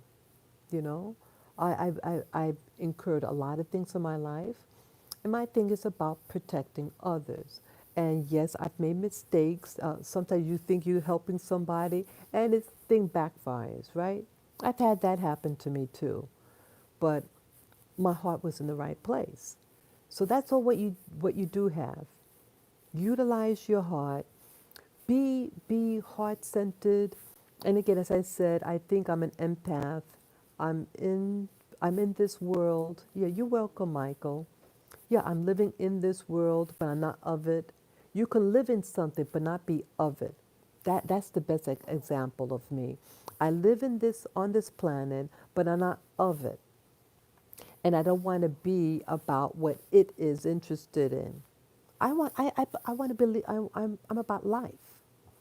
I'm about, I enjoy like this. I enjoy talking to you, and I enjoy people talking and sharing with me. That's why I like YouTube, because I get to hear other people talk. I meet other people who are similar to me, and meet over YouTube people who experience different things, and I like to learn. So that's basically it, people. I see that the sunlight is out there right now. Yeah, the sun is up right now, and I got to prepare my doggies' meal. Yeah, yeah. I make them squash. I cook squash for them, and I have this meat. Like there's it's called Stella and Chewy. Stella and Chewy. It's a dog product, a brand of dog food, and it's raw meat. It has the meat, the bone, the organ is raw, and it's ground up, and they put seasoning in it, and then they freeze it, and then you thaw it out, and I feed my dogs it. So my dogs get raw meat every day. I recently changed it a little bit. They been having problems going to the bathroom, so I mix it with a little squash. What do you call it? Uh, what do you call it? Oh, so I forget the name of the squash. Oh, butternut squash. I boil butternut squash. No, I steam butternut squash, and then I give them a little bit of the meat and mix it with the steamed squash, and they love it. And I could put seasoning in it. Okay, we are spiritual beings having a human experience. We are so much more than what we know. I'm out, and I don't forget to take your vitamin D. Oh, and don't forget to take your vitamin D. We need that for the winter and COVID. That's right. Yeah, yeah, that's right. Yeah, yeah. So, yes, thank you, Michael and Sophia and the other gang there. Yes. And so, what is your topic? Yeah, hi, Pamela. Yeah, long time. Yeah, long time no see. Yeah, we were just, we're finishing up now. Um, we were talking about, well, we talked about many things. We talked about technology. Yeah, thank you, Sophia. Thank you. You have a blessed day too. Yeah, we're just signing out now, Pamela. We were talking about, the first thing I talked about was the vision that I had today. And then we talked about technology and the cyber world and how it affects us. And so, yeah, I came on early this morning, and we're just closing everything. Yeah, I thank you for coming on board, Pamela. You could wind back the video to the beginning and watch at your leisure the things that we discuss, and you can fast forward it also if it gets too long. But yeah, we talked about a whole, we talked about relationships and how we are texting one another, and the about etiquette. How do you communicate with texting? And the main thing, the secret about that we all discovered today was that when you're texting somebody and when you're leaving, let them know that you're leaving the text. See, if the other person texts you, they're assuming that you're going to text them back. So if that's your last text for that moment or that sitting, you say, okay, this is my last text for now. I have to do something, goodbye, something to that. So they let them know that you're not going to be returning back right away. Okay?